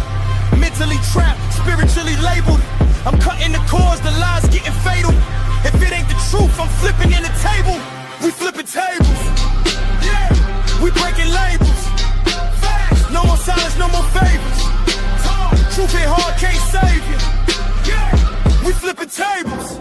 They said don't question, I said watch me. Too many men out here living sloppy. No guidance, no code, no structure, no lead. Now we wonder why families bleed. This ain't hate, this accountability. Look in the mirror with this vulnerability. Masculine frame with responsibility. That's what they fear, that's stability. I'm calling it out, no sugar, no glaze. We breaking these cycles, we shifted in the phase. Legacy built, not lost in the maze. We done being silent, we enter a rage. This ain't just a podcast. It's a movement, it's a reset. If it's built on lies, it gotta fall. We flipping tables, no fear, no fables. Black men rise, we stable. Now we changing the label. We flipping tables. Truth is non-negotiable. Black man unfiltered. This the voice they ain't controlling. Flipping Tables Podcast. Black Man Unfiltered Network. If it don't make you uncomfortable, it ain't real.